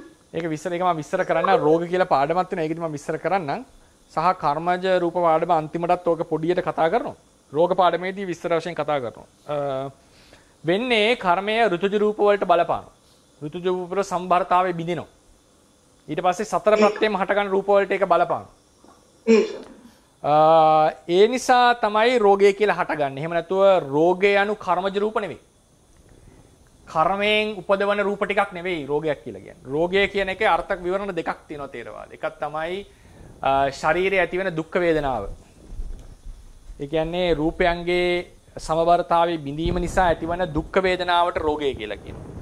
අනිත් එක තමයි ඒ විකෘතියට පච්චෙච්ච රූප වලටත් රෝගය කියලා කියනවා. මේ දෙකම තියෙනවා නිර්වචන. ඉතින් ඒ වෙලා තියෙන මෙකනිසම් එක තමයි ඍතුජ රූප වලට කර්මය බලපානවා යම් ක්‍රමයකට. එතකොට ඒ කර්මයේ ඍතුජ රූප වල තියෙන අර සමබරතාවය කියලා එකක් තියෙන එක බිඳෙනවා. ඒක විකෘති වෙනවා. ඒ කර්මයේ අනුභවය. ඊට පස්සේ මොකද වෙන්නේ? ඉතිරි රූප වලටත් ඒක බලපානවා. එහෙම නැතුව මේ ditta ධම්ම වේදනීය කර්මයෙන් කර්මජ රූප උපදවනව නෙවෙයි. පෙරවත් සර්ණයි ස්වාමීන් වහන්සේ දුක්ඛ සත්‍ය සහ දුක්ඛ ආර්ය සත්‍ය කියන දෙක පිළිබඳව ඔබ වහන්සේ ඉදිරියේදී පැහැදිලි කිරීමක් කරනවද කියලා දැනගන්නයි ස්වාමීන් වහන්සේ. ඉතින් නම් කරයි. ඉතින් ටිකක් කල්යයි. සනසරයි. තෙරුවන් සරණයි. අර ඔබ වහන්සේ මුලින් සඳහන් කරපු අර ස්වාමීන් වහන්සේලා දෙන්නාගේ කතාවට සම්බන්ධව මේ අහන්නේ. ඔව්. එතන ස්වාමීන් වහන්සේ දැන් අර සාරිපුත්‍ර ස්වාමීන් වහන්සේගේ ප්‍රශ්නයක් එක අවස්ථාවක් කියලා තියෙනවා මේ අවේදිත සුඛයක් සම්බන්ධව ස්වාමීන් වහන්සේ. ඒ කියන්නේ දැන් ඒ කියන්නේ බින්දීමක් නැති තැනම සුඛයක් කියලා. ඒතකොට එහෙම එකක් මොහොතකට මතකද දන්නේ නැහැ. ඒක කොහොමද දැන් අපි විඳින්න නැතුව සුඛයක් ලැබෙන්නේ කොහොමද කියන්නේ ස්වාමීන් වහන්සේ මම දන්නේ මගේ ප්‍රශ්න පැහැදිලි කියලා. අවේදිත සුඛේ නේද? අවේදිත සුඛේ මම ඒක විස්තර කරා. අහුවද දන්නේ අසංකත ධර්මය ගැන විස්තර කරන පාඩමේදී විස්තර කරනවා ඔකම. දීර්ඝ වශයෙන් විස්තරයක් කරා හැබැයි. දැන් ඔක් කියන්න ගියොත් ගොඩක් වෙලාවක් යනවා. නෑ කමන්නේ ස්වාමීන් ඒක බලන්න පුළුවන්ද? ඒ වීඩියෝ එක බලන්න පුළුවන්ද? පුළුවන්. එහෙම බලලත් තව තියෙනවා නම් ගැටලු අපි යනවා තහම. නැත්නම් මම ඕක දැන් ආයෙ මුලින් ඉඳලා කියන්න වෙනවා. මොකද්ද වේදිතේ සහ අවේදිතේ කියලා විනාඩි 20ක් විතර 30ක් විතර යයි ඕකට. සරසනයි. ලක්ෂ්මන් කියලා ගිහින් කෙනෙක් කතා කරන්නේ. සයන්ස් මේක කලින් පැහැදිලි කරා වගේ මතකයි මට ඒ වුණාට හරියටම මේ කරුණු පොඩ්ඩක් දැනගන්න එක ආන්නේ. ආලෝකය සහ අඳුර කියන එක මේ සම්මුතියක්ද පරමාර්ථ ධර්මයක්ද නැත්නම් පරමාර්ථ ධර්මයන් වලින් එක්ස්ට්‍රාඩිච්ච දෙයක්ද කියන එක ආලෝකය සහ අඳුර. ඕක ආචාර්ය මත තියෙන දෙයක්. සමහරු කියනවා අඳුර කියලා දෙයක් තියෙනවා. මොකද ධම්මසංගිනේ එනවා අඳුර කියලා වචනයක් අන්ධකාරෝ කියලා පරලෝකයට. ධම්මසංගිනේ ආපු පමණින් පරමාර්ථයක් කියලා ගන්න බෑ මේ නිර්වචන. මොකද සමහර තැන්වල පරමාර්ථ නොවන දේවලුත් ධර්මසංගිනේ දක්වලා තියෙනවා. අටුවාල ඉස්සර කරනවා. හැඩේ වගේ දේවල්. ඉතින් ඒ නිසා අන්ධකාරය කියලා එකක් දක්වලා තියෙනවා ධම්මසංගිනේ. ඉතින් කෙනෙක්ට කියන්න පුළුවන් අන්ධකාරය කියන්නේ වර්ණ රූපයක් කියලා. සමහර ආචාර්යවරු කියනවා මොකද ධම්මසංගණියේ ඒක දැක්වූ පමණින් පරමාර්ථයක් නොවන තැන් තියෙන නිසා අන්ධකාරය කියලා කියන ආලෝකය නැති තැන කියලාත් කියනවා. ආලෝකය නැති තැන පේන විදිය. නමුත් ඒක තමයි ඒක හිතා ගන්න අමාරුයි මටත් ඒක උත්තරයක් දෙන්න බෑ. ඒක ප්‍රඥප්තියක් නන් නෙවෙයි. දැන් තේරෙන්නේ නිකන් අන්ධකාරයක් කියලා කොහමද දැන් අඳුර කියලා එකක් යම් තැනක ආලෝකය නැත්තම් එතන අපිට දැනෙනවනේ අඳුරක් කියලා. මේක ඉතින් ඒ නිසා ඒක වර්ණ රූපයක් ලෙසත් හැඟෙනවා. වර්ණ රූපයක් ලෙස ඒ වර්ණ රූපයක් නොවේ නම් මොකද්ද ආපాత උනේ? දැන් උදාහරණයකට සර්ව අන්ධකාරයක් අස්සට ගියොත් අපිට පේන්නේ නැහැ මොනවා. ඊට පස්සේ දැන් අපි ගත්තොත් එහෙම අපිට දැන් විශ්වයට ගියොත් එහෙම කවුරු හරි පෘථිවියෙන් එළියට අපිට අන්ධකාරයේ පේන්න එක හේතුවක්නේ ලයිට් එකක් කොහෙද තියෙන එක. තරුවල හරි රේ හරිත් ලයිට් එක තියෙන නිසා ඒ නැති තැන් ටික අන්ධකාරයේස පේනවා අපිට. මේ මොකක්වත් ලයිට් නැත්තම් මොකක්වත් පේන්නේ නැහැ අපිට. ඉතින් ඒ නිසා මේ අන්ධකාරය කියලා අපිට පේන්නේ අන්ධකාරය වුණත් පේන්න අපිට යම් මේකක් ඕන. ඊට පස්සේ ඊළඟ ප්‍රශ්නේ තමයි දැන් අපි S2 ඇරිය කියනකොත් ඝන අන්ධකාරයක. ඝන අන්ධකාරයක S2 ඇරියත් මම දන්නේ මට නම් පෞද්ගලිකව දැනෙන්නේ මෙතන හිතක් හට ගන්නවා වගේ. ඝන අන්ධකාරයක S2 ඇරියම නිකන් අපිට අන්ධකාර බවක් පේනවා. වගේ දැනෙනවා සමහරවිට. අන්ධකාරයක් වගේ දැනෙනවා. ඒක හුදු චක්කු විඥානයේ නූපදීමද?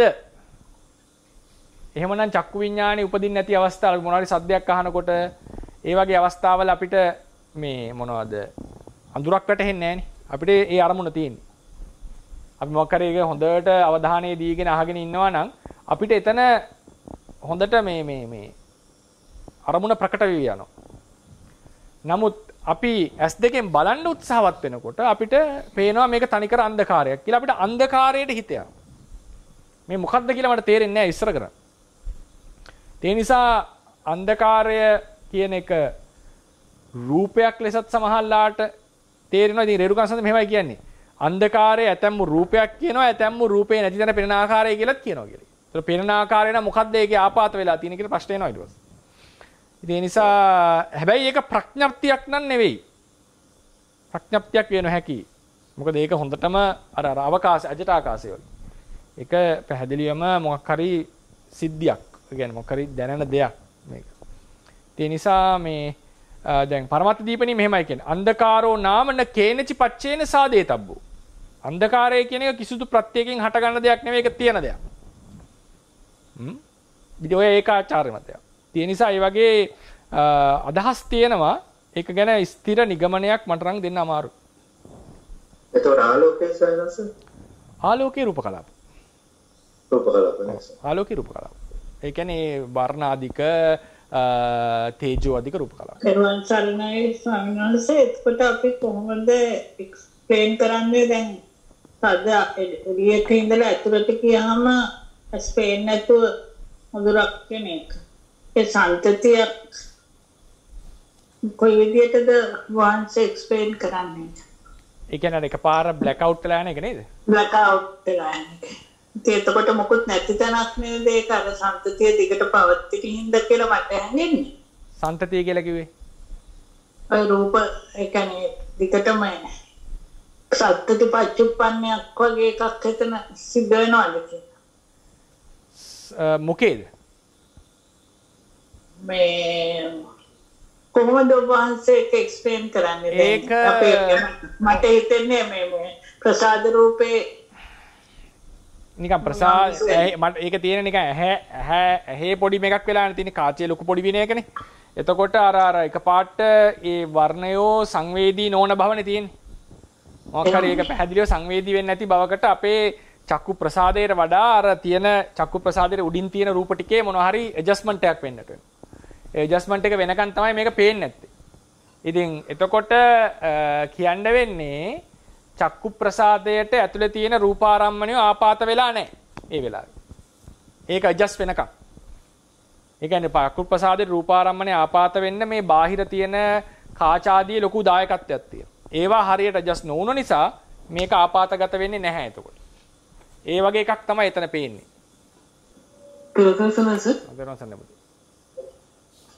සනස මේ ඒක අද පාර්ලිමේන්තුව වලින් අදාළ දෙයක් මට අන්තිම මොදින්න මම අහන්නේ මේ මොසම සොයස මොකදද මම ඉස්සරයක් මේ බ්‍රහ්ම ලෝක ගැන ප්‍රශ්නයක් කිව්වා ධානයෙන් පිරීලා ආයි නැවත කොහොමද එන්නේ කියලා මේ ඉතින් රාන්දරවර කිව්වා මේ නැවත ඒගොල්ලන්ට කාම ආශාව නැති වෙලා එතකොට ඒගොල්ලන්ගේ ධානය පිරිනනවා කියලා. ප්‍රශ්නස දැන් අසඤ්ඤ තලවල දැන් නැහැනේ පංචස්කන්ධය. ප්‍රශ්නස ඒගොල්ලන්ට අර ඉතීමක් එන්නේ විදියක් නැහැ නේද? ධානයක් පිරිහින් විදියක් නැහැ නේ සයින්වස. දැනෙන්නේ නැහැ, දැනෙන්නේ නැහැ, පේන්නේ නැහැ. එයාට ධානයකුත් නැහැ. කොහොමද ඒගොල්ලෝ ගැන පිරිහෙන්නේ? ඒකට ධානයක් නැහැ නේ පුතේ. මොකද හිතක් නැහැනේ. ධානයේ නිසා එතන ඉපදුනා. නමුත් එතන හිතක් නැහැ. ඒ නිසා ඒ කට්ටිය ධානයක් නැහැ. ඒ කට්ටියට ඒ ප්‍රශ්නේ එන්න.